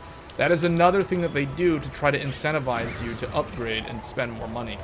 So, it's kind of annoying, but that's just a thing that NVIDIA does. Whereas, if someone's on a 6800 XT, which is basically the rival to the 3080, you know, they're not getting the same sort of like second-class citizen treatment that people on 30 series are getting. You crashed once.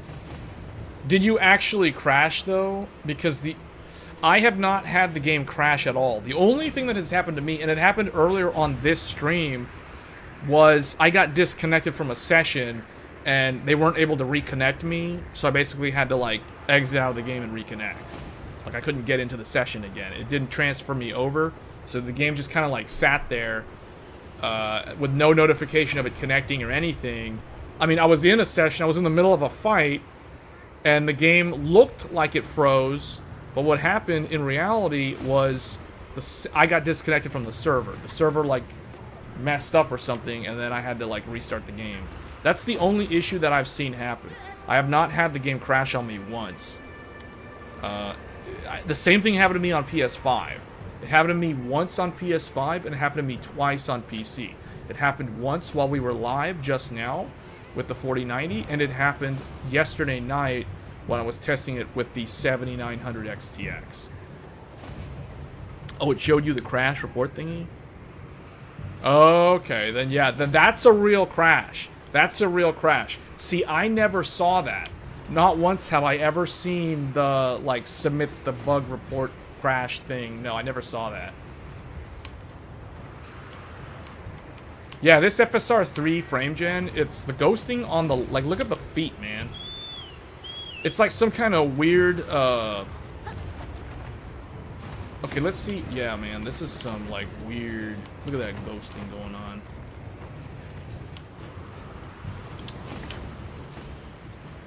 That is distracting. That is going to give me a headache.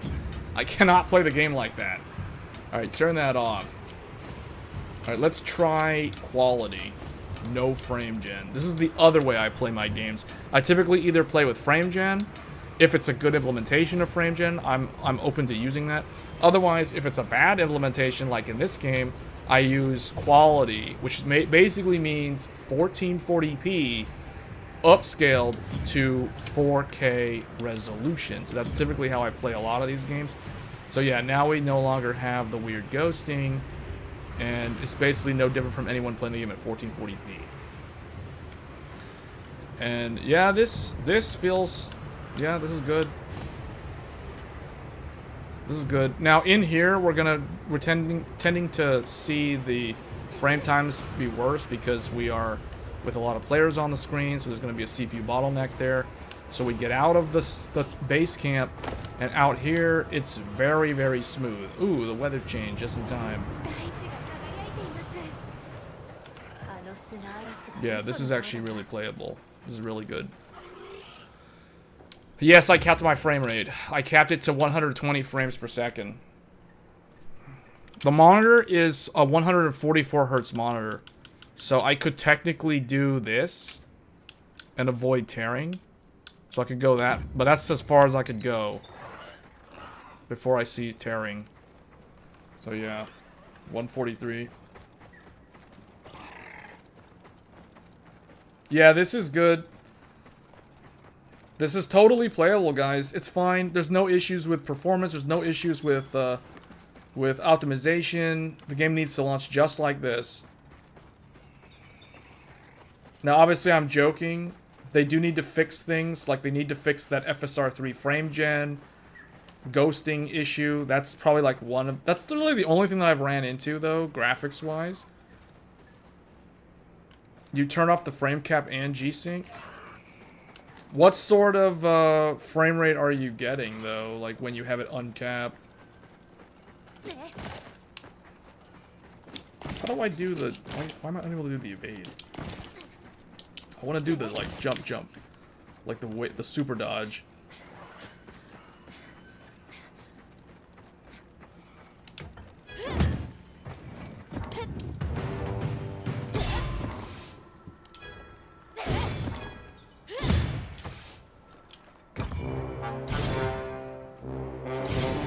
Yeah, this is such a cool weapon. Man, whoever made this as a game concept needs to win like a Nobel Peace Prize for like the video game industry. Like who thought of this? Who thought of this as a way of fighting giant like man-eating monsters? You know, beating them over the head with a giant baritone saxophone. This is genius. This is what you call genius. And it plays music. Melody effects, sonic waves activated.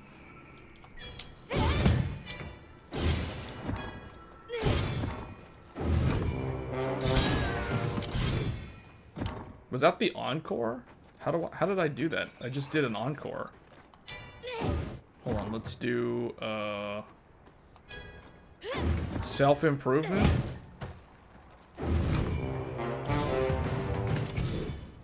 That's an attack. How did I...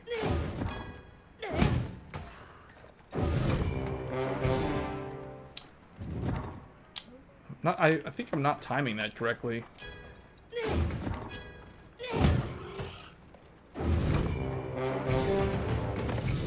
Oh, it went into self-improvement? I guess that's what I did. Okay, I guess it... I thought it was gonna play the song a second time. You have a 360 hertz. What resolution is that? Is that a 1440p monitor or is that a 1080p monitor? If you're on a 6700 XT, I would imagine you're either on 1080p or 1440p. 1440, yeah. Yeah, see, my thing is I gotta have 4K. I'm too spoiled by all the screen real estate that 4K offers that I just can't go back down to 1440p. Tomorrow, I will be testing this game on the 4K 240Hz OLED. So I'll get to see what it's like on OLED. I have not actually played it on an OLED yet. So that'll probably be with the Intel Core Ultra 265K with a 7900 XTX reference AMD card. That's what I'll be using. 4K 27 inches not here. Yeah, yeah, that's next year. Yeah. Yeah, no, this monitor is my very first 4K monitor. This is a Sony InZone M9. It's a 27-inch 4K 144 Hz IPS panel. It's HDR. I mean, it only has like 100 zones of HDR. OLED is good if you play a lot of games. If you do a lot of office work or like things where you have static images on the screen a lot, I don't recommend it. You definitely want it. First of all, it's very expensive, but you want to have you want to use it for like games or movies. You want to use it for multimedia. Let's put it that way. You don't want to use it for like work or productivity, because if you have static windows on the screen all the time, you could induce burn-in with OLED. And yeah, that's what I was gonna say too. The main thing is actually not so much the burn-in, although that can happen if you have a static image on there all the time. Reading on an OLED can be annoying long-term, because if it's in HDR mode, it's very, very bright. Or the what do I call it? What do you call it? The sub-pixel arrangement is non-standard. So text on an OLED doesn't look as clear as it does on a standard monitor. So that's the other reason why I don't recommend it for like productivity or office work or reading. I don't know about inducing seizures. OLED's not supposed to do that. That's really more of like a light flashing thing. So, but the other thing about OLED is if you're using it for SDR, not HDR, you can use it for productivity and it's totally fine. But the thing is, yes, the sub-pixel layout. The sub-pixel layout or sub-pixel arrangement is non-standard. However, if you have a 4K OLED, that's not a problem, because 4K is so crisp and the pixel density is so high that it removes that issue because it's so dense. So I myself would only use 4K OLED because I don't have to worry about text readability. It's not an issue on a 4K OLED the way it is on a 1440 or, you know, a lower resolution panel or a really large panel.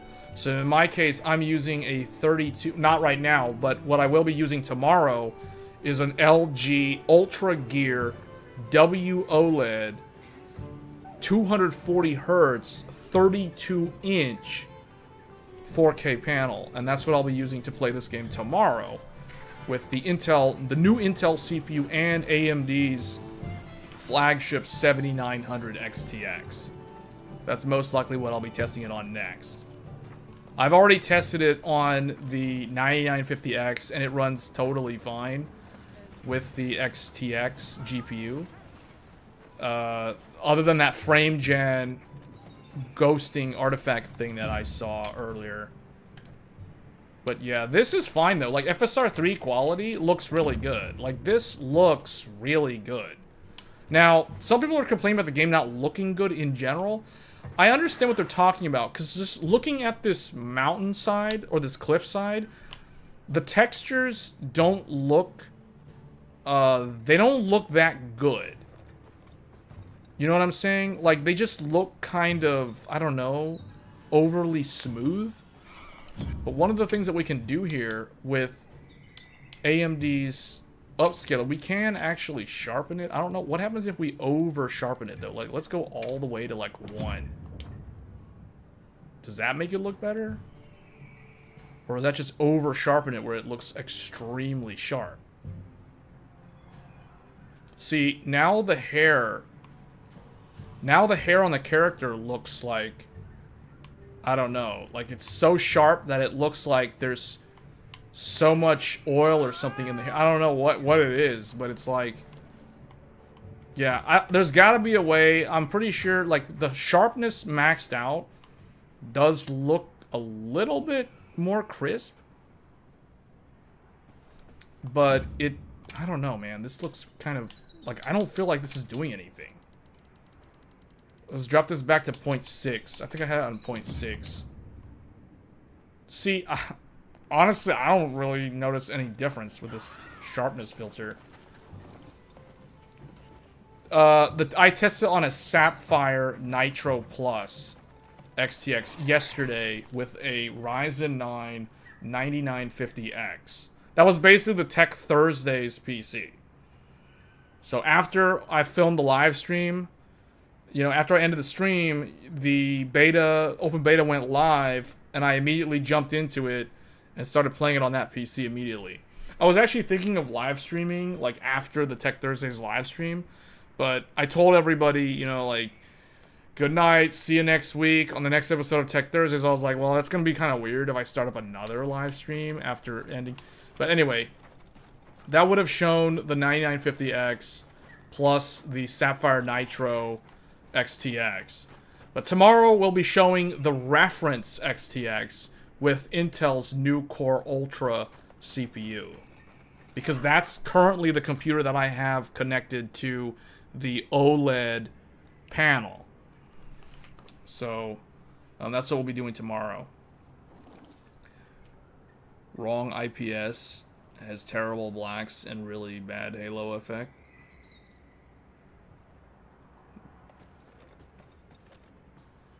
Are you talking about, like, OLED or something?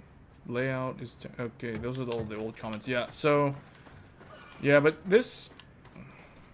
I don't know. I'm looking forward to the full release of this game. Like I said before, I'll be playing a ton of this game next year. There's not a whole lot more you can do in the game right now, except test the different weapons. But that's basically it. You know, honestly, this might be the way I end up playing the final game. Unless they fix that frame gen thing. I may just end up doing FSR 3 quality. Upscale to 4K. Because this does seem fine. Let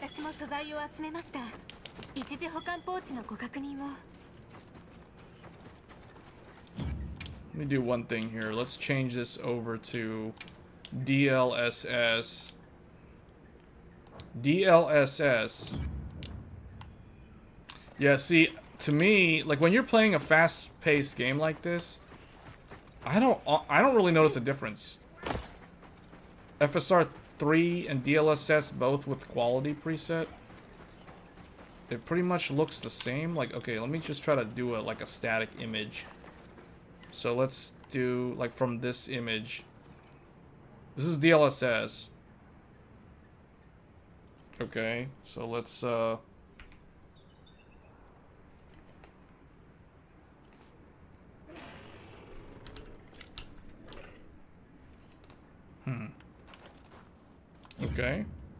And then let's switch this over to FSR 3. And it still looks the same. Like, I don't understand. Like, I don't know what to look for. See, the thing is, unless you do like a 200% zoom in on a specific area, you'd be hard-pressed to figure out what's actually different. At 4K, there's so much information. Yeah, see, that's why when you're playing at 4K, like, it's so hard to distinguish any difference in the image. So that's why, to me, it's not... like, let's do Intel. Intel XESS. Intel XESS. I mean, it literally looks the same. I can't even tell what the difference is.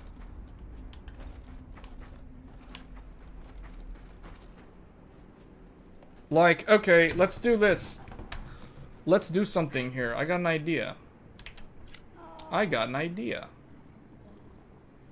Let's do a comparison test. I'm going to choose XESS, FSR3, DLSS, or disable, and let's see if the chat can figure out which one it actually is. How about that?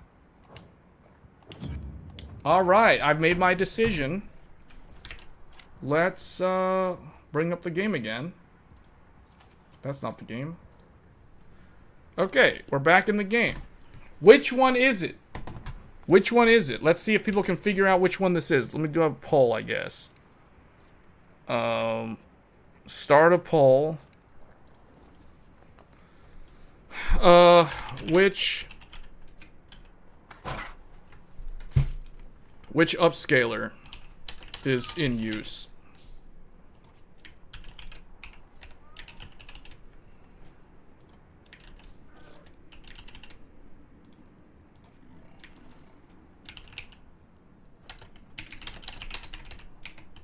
Okay, which one is it? Let's see. Which upscaler is in use? Let's see if you guys can actually tell the difference.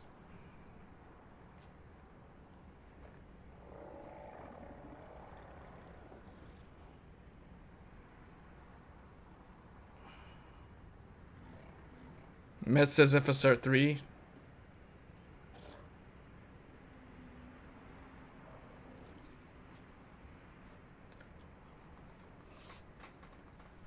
Oh wow, this game has time of day. It's actually like changing to night.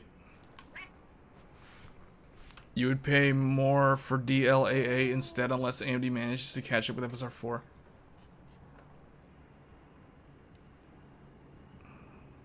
So, wait a minute. What is the poll doing? Whoa, it's getting darker. It's getting darker. That's going to make the comparison test even harder. Alright, let's see what the results look like. 43% are saying FSR3. 29% are saying DLSS. 14% are saying XESS. 7 votes with 30 concurrent viewers. We aren't even at 1/3 of the vote. Wow.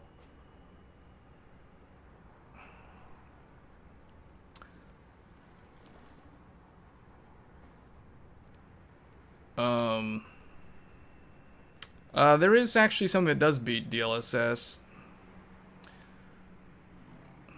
We have 8 votes. I wanted to get like 2 more votes. At least 1/3 of the viewers.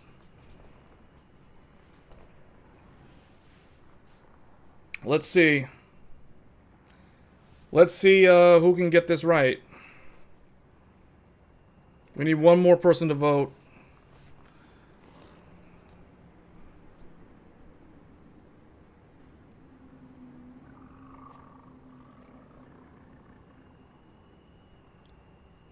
Well, apparently no one else wants to vote. You logged in with your other 20 accounts? What? Okay, so I guess everybody voted then? Okay, alright. So, let's figure out what the answer is. You do not see a vote? You don't see a poll on the chat?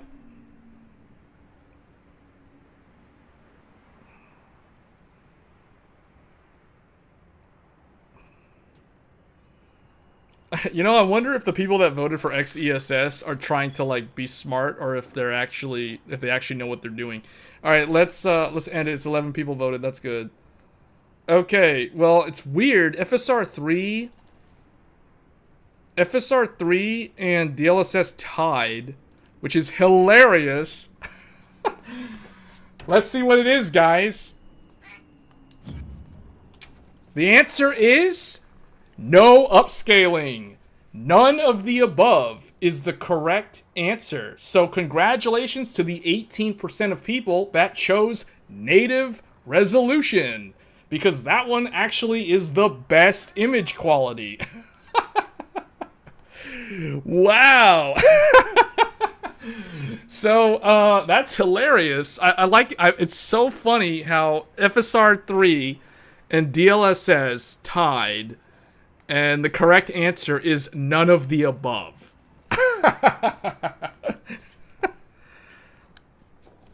Oh, man. Well, the question was which upscaler was in use rendering the game on the screen. Like, this image was derived from what?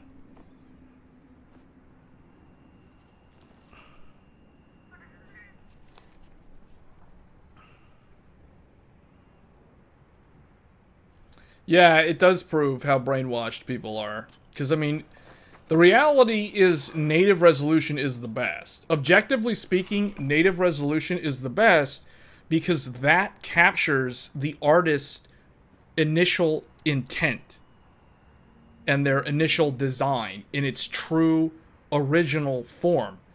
Introducing machine learning is fine, but that's still going to have some deviation from what the original intent of the image was.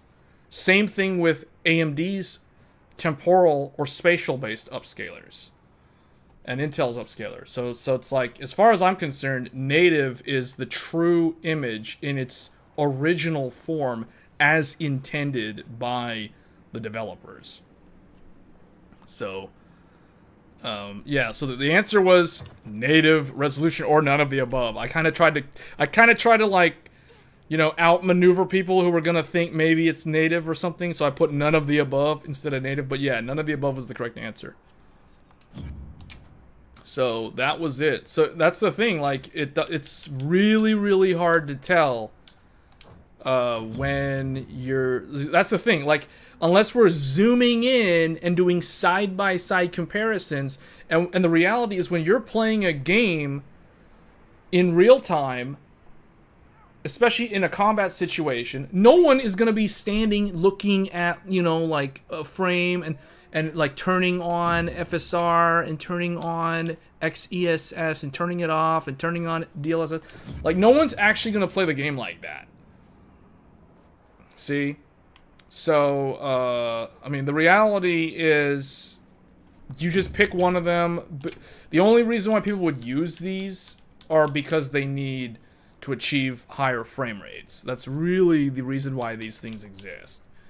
So if hardware just kept improving with node shrinks every generation, and we would get uplifts like we did back in the 2000s decade and the previous decade and the 90s and all that stuff, then there will be no reason for any of these things, because you just run your game at native resolution like all the time. You know, like the way people managed not being able to handle the native res of their display was to lower the resolution and just run the game at a lower resolution in full screen exclusive mode. But thanks to these upscalers, they don't have to do that anymore. Meaning you can keep your monitor at its native resolution, and you can run the game at a sub-resolution, a downsampled or downscaled resolution, and then use the upscaler to upscale the game back to the native resolution of the monitor. And that's essentially what these things do.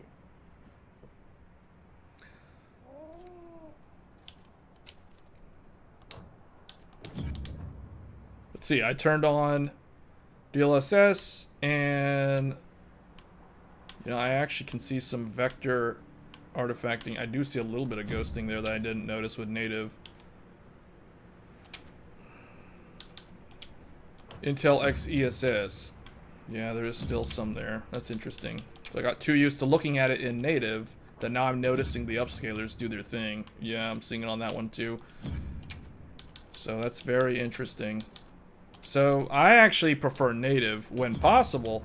But the problem is I play my games at, you know, as you guys know, 4K resolution, which is a very high resolution, and there's very few graphics cards that can actually handle 4K at native resolution in every game.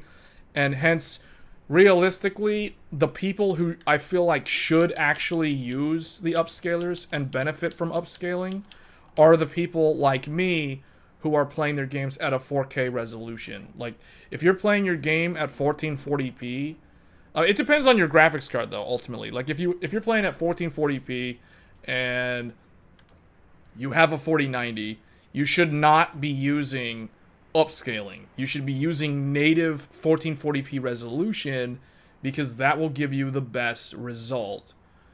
You know, if you're on 1440p and you're playing with a 6700 XT, then you are going to need to use an upscaler because it's not going to be able to maintain a consistent high frame rate in this game. So see, like it's very dependent on the game and how it runs based off of the graphics card.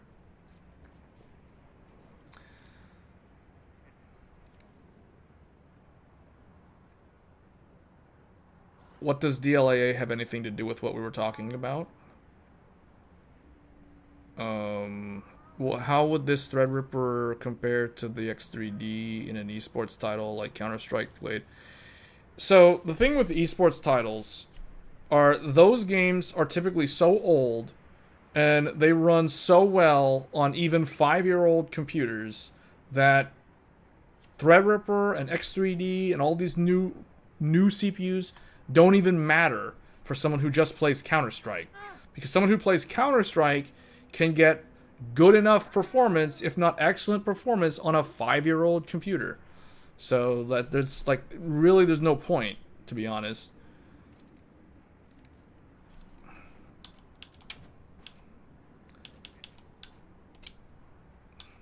Like if I was gonna play Counter-Strike, I wouldn't even be considering any of these newer computers. I'd be literally playing the game on a 4-year-old 5800X. Not even an X3, just a regular 5800X.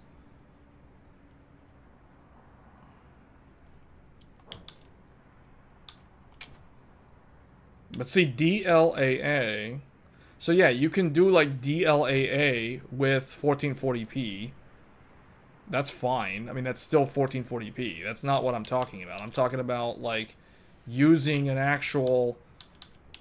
a preset that reduces the internal rendering resolution.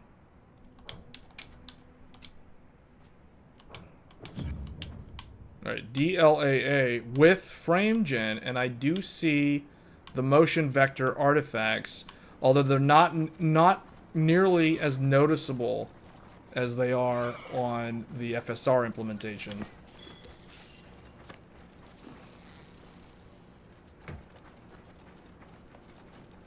Yeah, nobody needs... If someone wants to play esports games, they can play those on a laptop. They don't even need a desktop to play the esports games.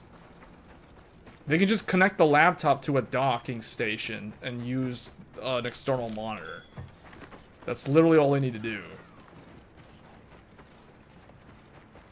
What am I going to test tomorrow? Probably the Intel Core Ultra with the Radeon 7900 XTX reference card. Right, Met's right. Yeah, like I said, a laptop. 8700G is just a desktop. It's just a laptop CPU ported over to desktop. Like, that's more than enough to play esports game. You can totally max out League of Legends with a 8700G without even using an actual graphics card.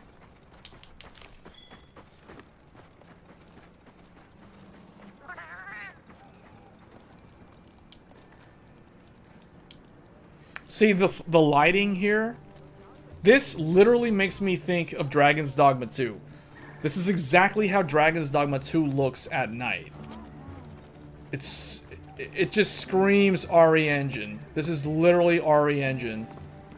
It's the fabulous RE Engine. One of my favorite engines that has proven now, as of this year, that it cannot handle lots of NPCs. It has scaling issues with NPCs.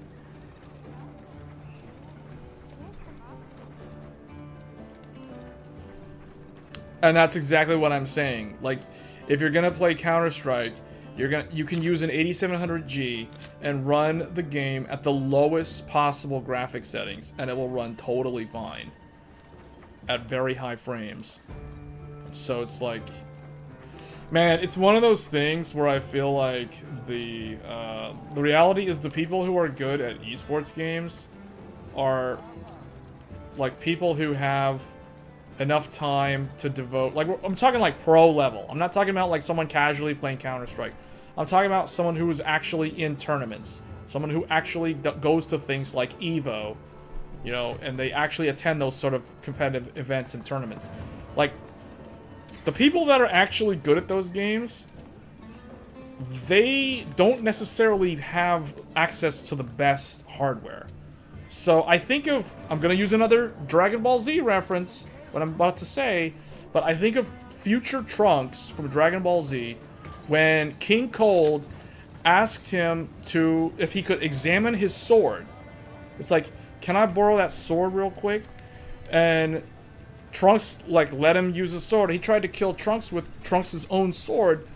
Trunks caught it, obviously, and then killed King Cold. And then he told King Cold, before he killed him, he said, didn't you...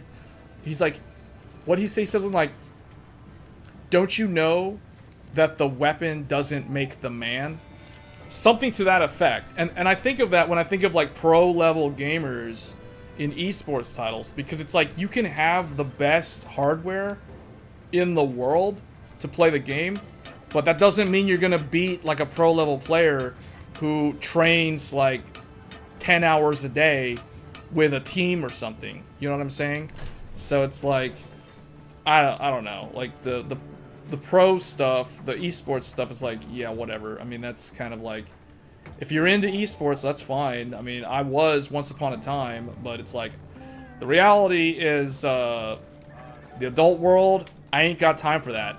I ain't got time for that. So I don't really play esports. I used to play League a long time ago, like 11 years ago, but I don't really play League anymore. I haven't played CS for like I think the last time I played CS was when it was like, there was CS2 and there was what was the one, Source 1.6 or 1.3 or whatever. Like, I haven't played that in so long. I think the last time I played that was like 2013. So it's been like 11 years or something. So probably the same amount of time that when I kind of like stopped playing League. So yeah, I mean, I've been so out of the loop on esports. Like, yeah, I'm not the best person to ask about esports stuff.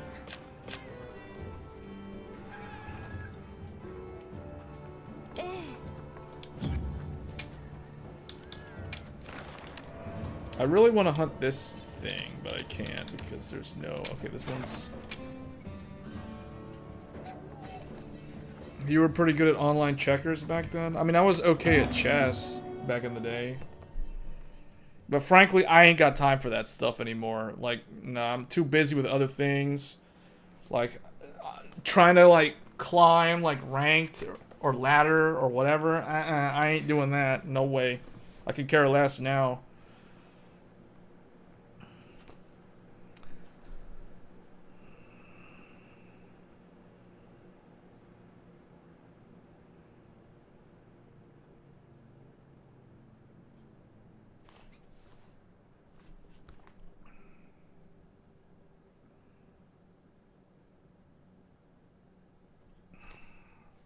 Am I going to connect to this session, or am I going to get disconnected from the server again? It's taking a long time to connect. The game hasn't froze or anything because it's, you know, it's still there. It's just like, I don't know what's going on. There we go. That took a long time. Okay, what do I need to do? I need to, like... Oh, that guy departed already?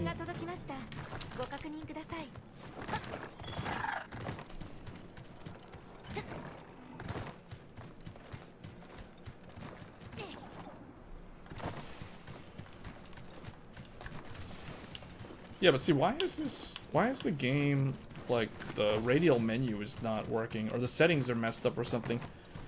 At least I can still use the lower menu to heal.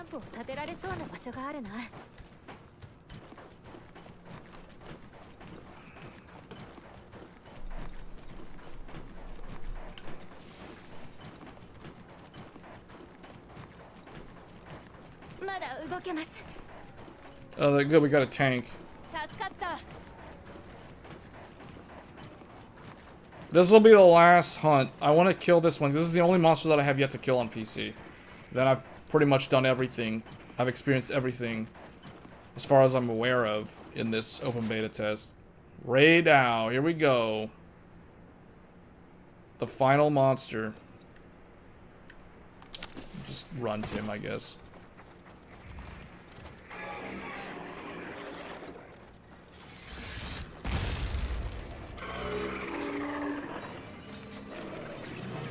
Oh, I forgot to eat. No wonder my stamina is so low. Actually, we can fix that. Another one. Alright, eat another one. Now I got full stamina. Here we go. Bam!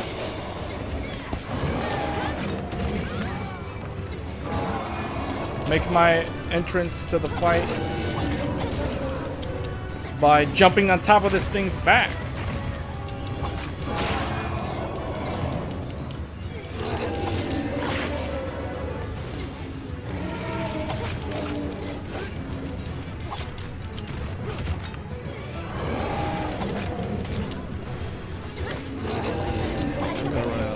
This thing's like super hard to... Oh wow, it threw me off. It's too much. He hasn't taken enough damage yet.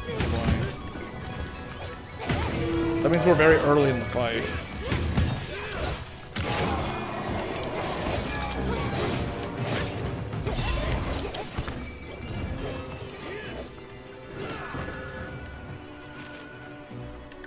I need to like cook something.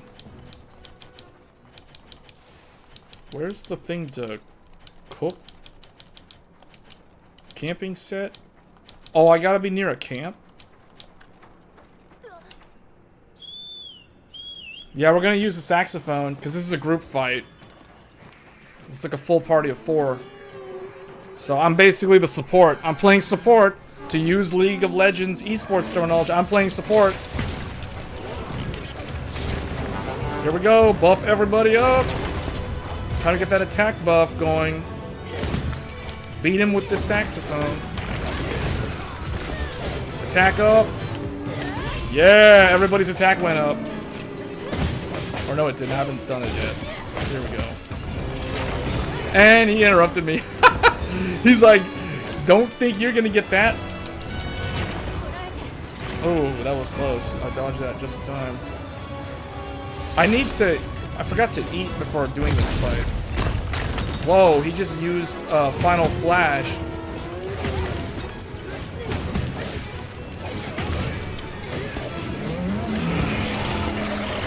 Alright, attack up. There we go. Everybody's attack going up.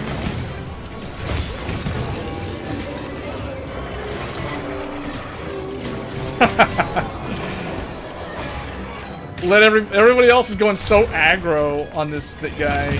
I'm just sitting here trying to play a saxophone.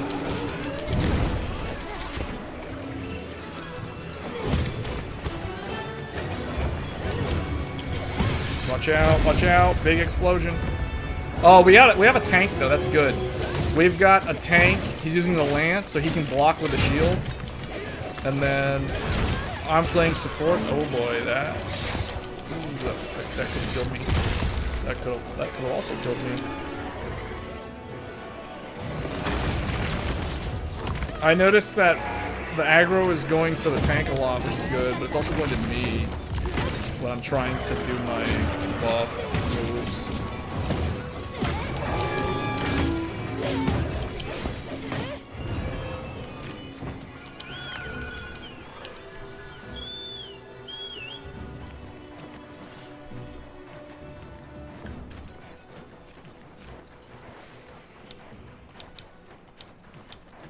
Oh, I don't have any raw meat. Portable barbecue grill. Can I use this? Hold on, can I use this here? It's like they're all like rushing to do a fight, and I'm like, hold on, I need to eat something real quick. I'm really hungry right now. This is what caused me to disconnect from the session before, though. So maybe I'm gonna disconnect again. Okay, I didn't disconnect this time. Good. Now I have the full health bar. Hey, and another monster came to take my spot as the 4th party member.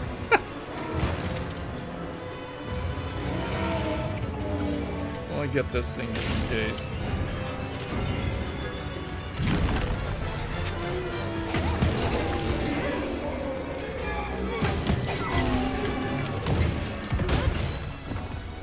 Alright, attack up. Self-improvement. Echo wave.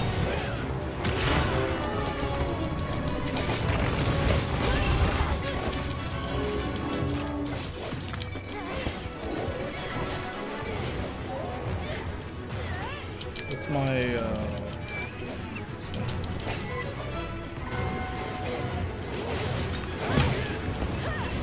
Oh, he's gonna do a... Ooh. There. We got dual long swords, so our DPS is gonna be pretty good.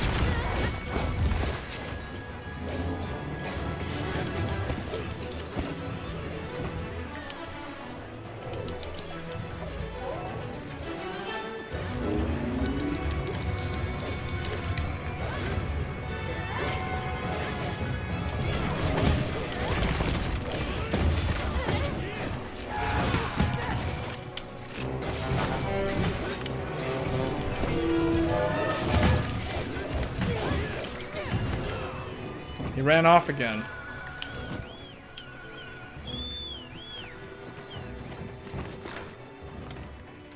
Should I try light bowgun?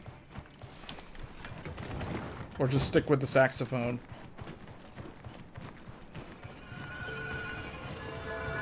Wait, what? Why is he flying back over here?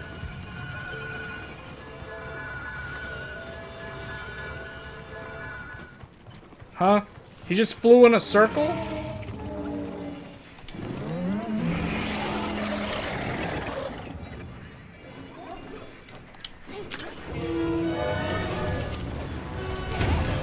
There, hit him on the tail. Use Batman style grappling hook. Let's do some Spider-Man style fighting.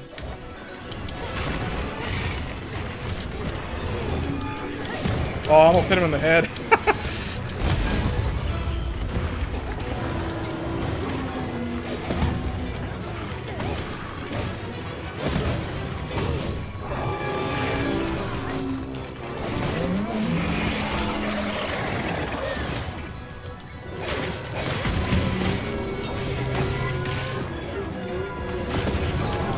Ooh, nice. That was a nice interrupt.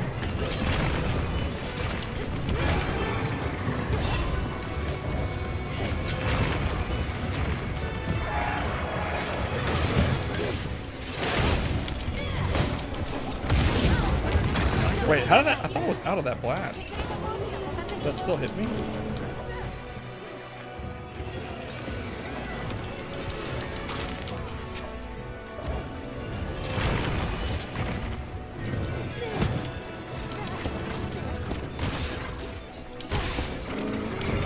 Oh, he's really trying to get me now. Oh, wait, what? Did he kill... Oh, he killed 3 of us all at once?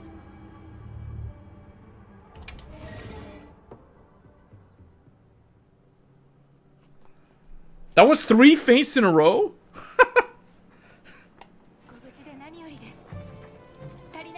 Wow.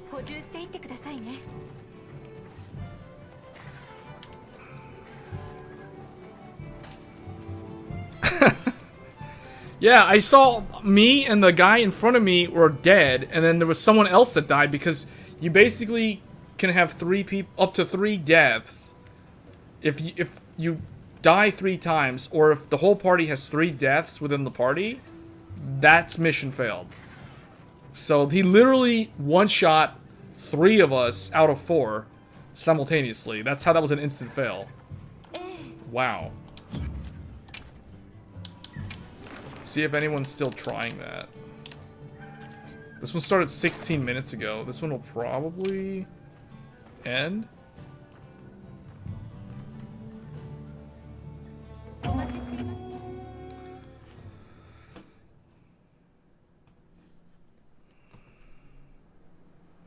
No, it does make a sound on every hit. It's just only when it's playing the song. Like, when you're actually playing the song, it actually plays the actual music. Otherwise, it's just playing random musical notes when it hits. Yeah, every time it hits the monster, it makes us a musical sound.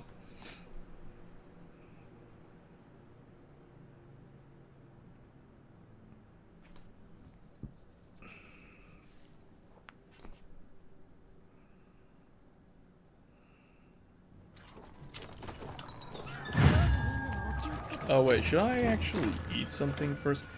Also, I don't know if I want to use you know what, I'm just gonna go light bowgun.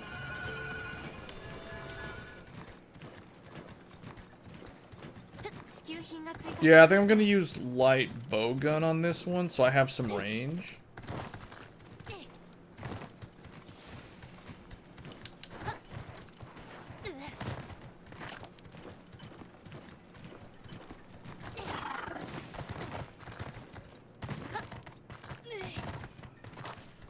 Well, if you've ever played World and you've ever fought the Arch-Tempered, or the what do they call it? The Tempered Archfiend? Or whatever. Or Tempered Arch-Tempered Elder Dragons. Those are like the hardest things in the game.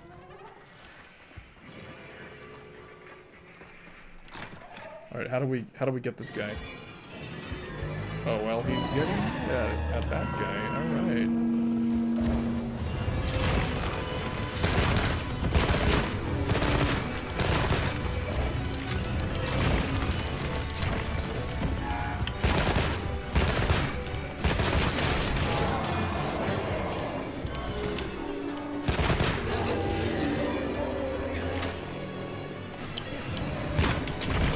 Oh boy!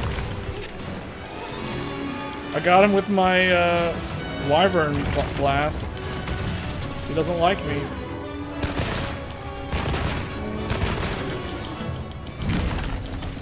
Ooh, I've got the aggro right now.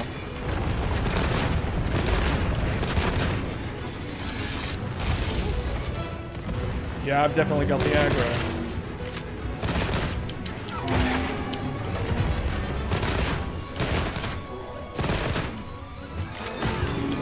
Shoot the red. Oh, I can actually shoot the tail.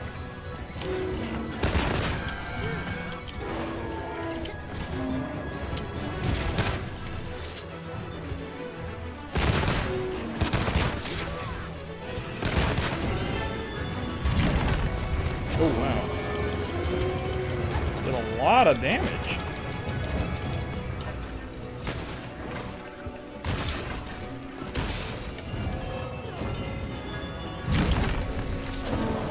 Go for those iframes. I should actually heal more. Yeah, I feel like I need to heal full, just in case.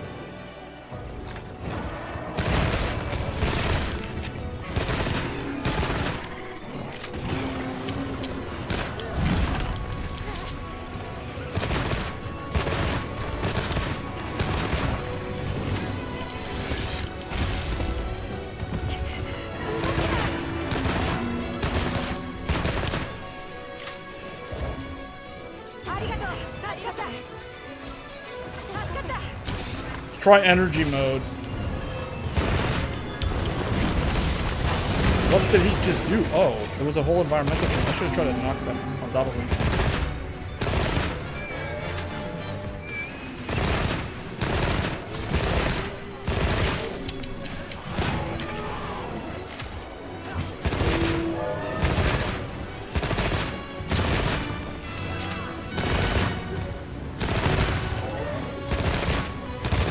He's slowing down. Oh, he's hungry. Oh, he's hungry. That's why he's not. He's trying to like think, where do I need to go to get food? Okay, we'll just stand there while we deal damage.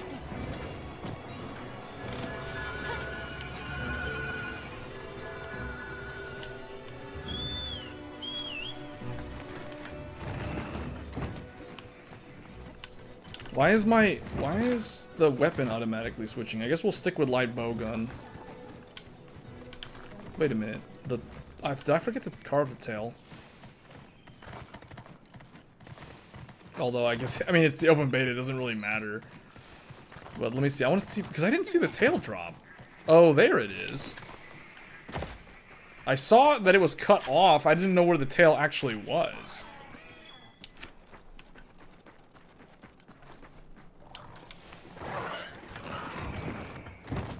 Oh, I think I'm switching weapons because when I'm mounting the sacred, I'm like pressing right on the D-pad. That's why, instead of up.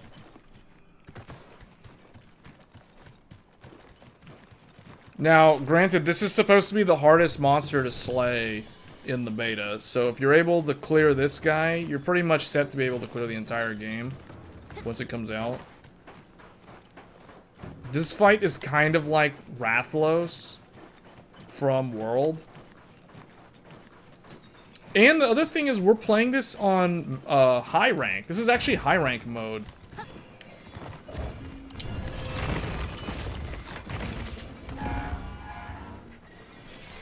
This here.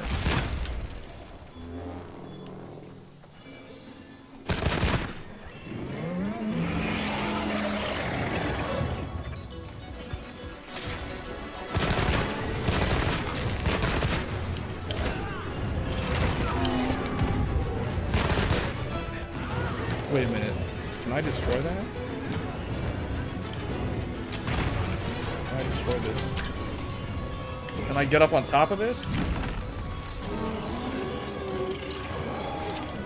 Oh, what the? What? Oh, I couldn't stay up on top of it. I didn't know you could do that. See, that's what's cool about this game, though.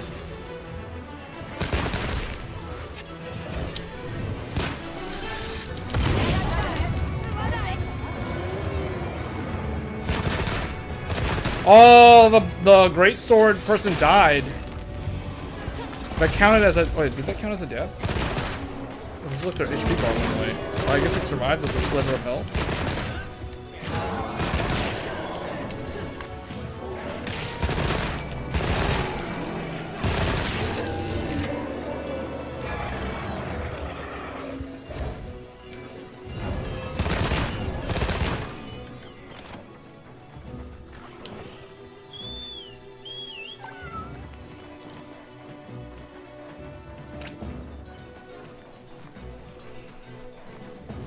He's slowing down. He's flying irregularly, which means he's weak.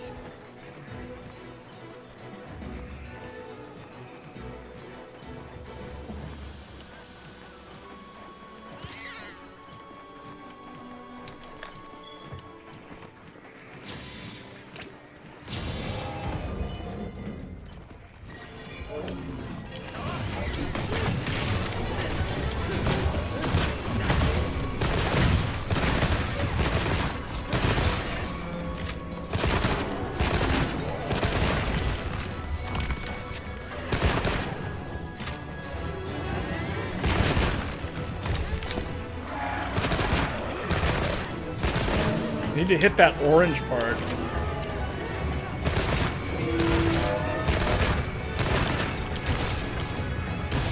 Oh boy.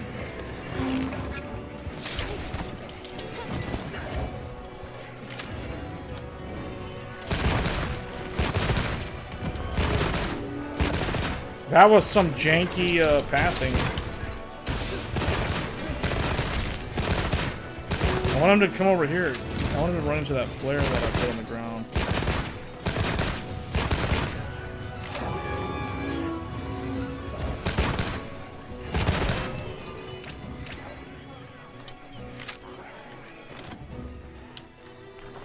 It is kind of weird with the mount just kind of like there. Just standing there waiting. It's like, I don't know why it's just standing there. I don't know if they're going to change that in the final game. It's just kind of standing there the whole time while there's a fight going on.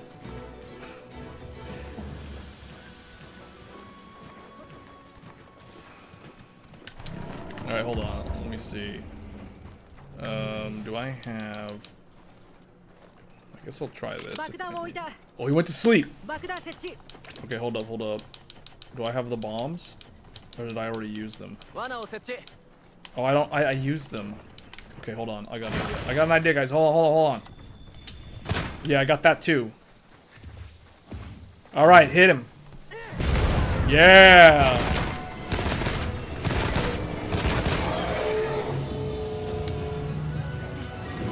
Big old fluffy tail? What? It looks like a... This is like a Pokemon? What is this supposed to be? Like a blue Zapatos?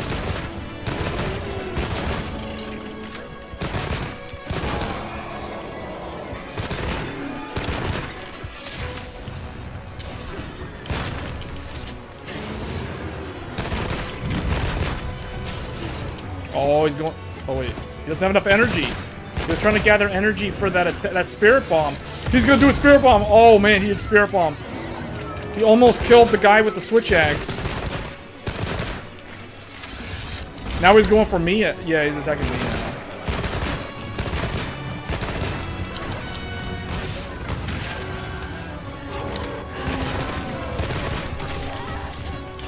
Uh-oh, uh-oh. I don't know how many times these guys have died, so I definitely don't want to die.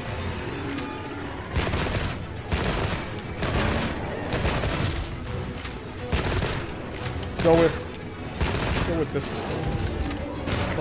Try that. Long range. Oh, he's stuck in a hole.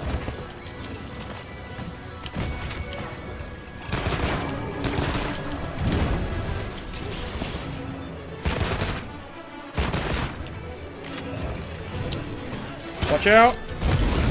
Oh, man.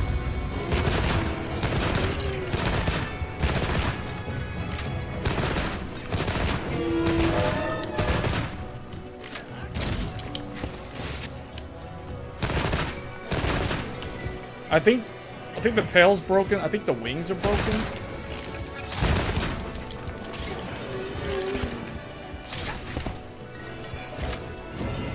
Oh!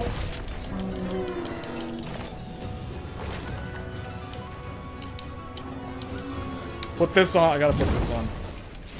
Hold on, I gotta put this on. I gotta heal up. I had to use Ghillie Mantle. I had the Goku instant transmission out. Now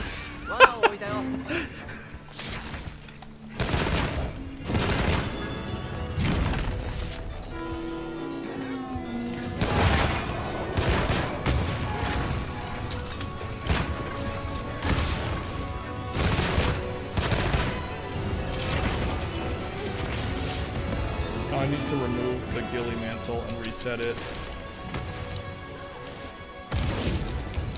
Where is it? Oh.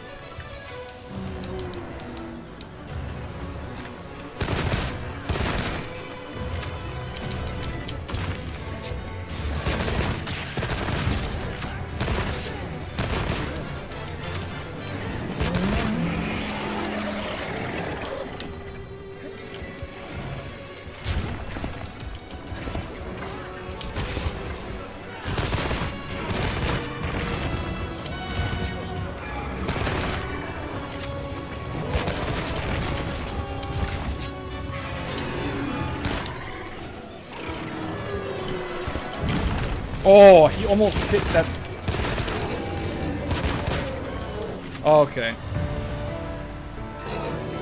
Zapatos is about to die.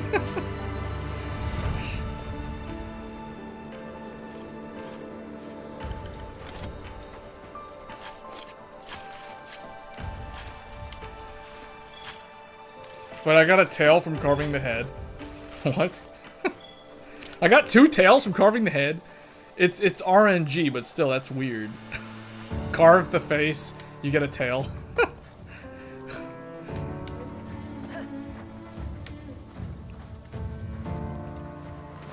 This makes me think of that one dragon that was slayed in the world 1-4 in Demon Souls.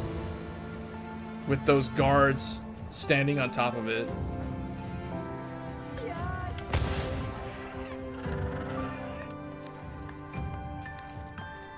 And that's every single monster in the game now. I mean, in this version of in the open beta. So that means I've killed all of them on. I've slain all the monsters on PS5, and now I've slain all the monsters on PC. So I've basically done the whole run like twice now.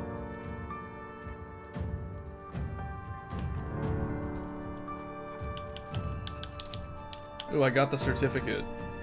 S rank. Certificate S. And the plate. Ooh. See, for those that don't know anything about this game, like the franchise, how it works, it's basically all about slaying giant monsters to craft better gear, better weapons, better armor, upgrade your existing weapon, upgrade your existing armor. That's basically the feedback loop. And it sounds really weird at first, but it's actually a very good feedback loop in terms of how the gameplay is done. And they change it up with different ranks. They change it up with like different maps, different monsters, you know, different biomes, etc. I mean, there's a whole story, so we'll be taking a look at that next year. Yeah, see, two people died. I didn't die in this one, but 2 people died. If I had died, though, this would have been another fail. So luckily I didn't die, and luckily those other 2 didn't die a second time. Because otherwise this would have been a fail. Oh, this guy was playing... Oh, yeah, they were using the... I noticed that. Somebody was healing and buffing us. It was one of them.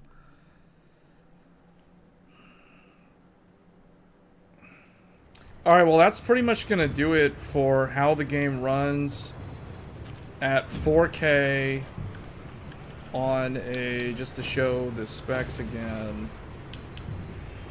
Where do I show the specs? Right here. So that's it. That's how the game runs on a AMD Ryzen Threadripper 7960X with 24 cores, 48 threads, 128 gigs of DDR5 RDIMM running at 6400.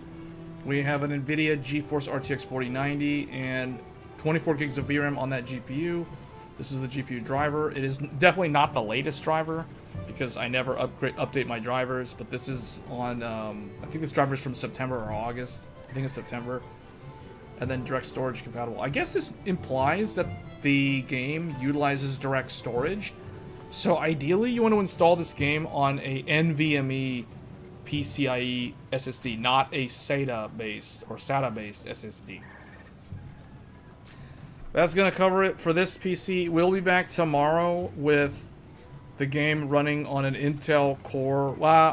Yeah, probably an Intel Core Ultra 7 265K with a AMD Radeon 7900 XTX and 96 gigabytes of DDR5. So we're going to see how it runs on a more mainstream desktop.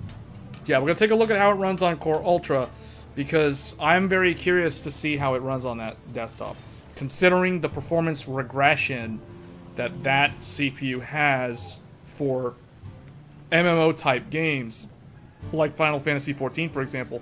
This game is also extremely CPU heavy, just like Dragon's Dogma 2 was, although it's not as severe as Dragon's Dogma 2. It is very CPU heavy. So we're going to see how the Intel Core Ultra handles it. And then after that, we're going to look at how the 9950X handles it, although I've already, spoiler alert, I've already tested that CPU and that runs fine. It actually does better than Threadripper in this by a little bit. But yeah, so stay tuned for that tomorrow, and maybe I'll do 2 different streams at 2 different times tomorrow. One will be for the Intel CPU, the other will be for the Ryzen CPU. So we'll see how it runs on the Intel and the other, and the standard Ryzen.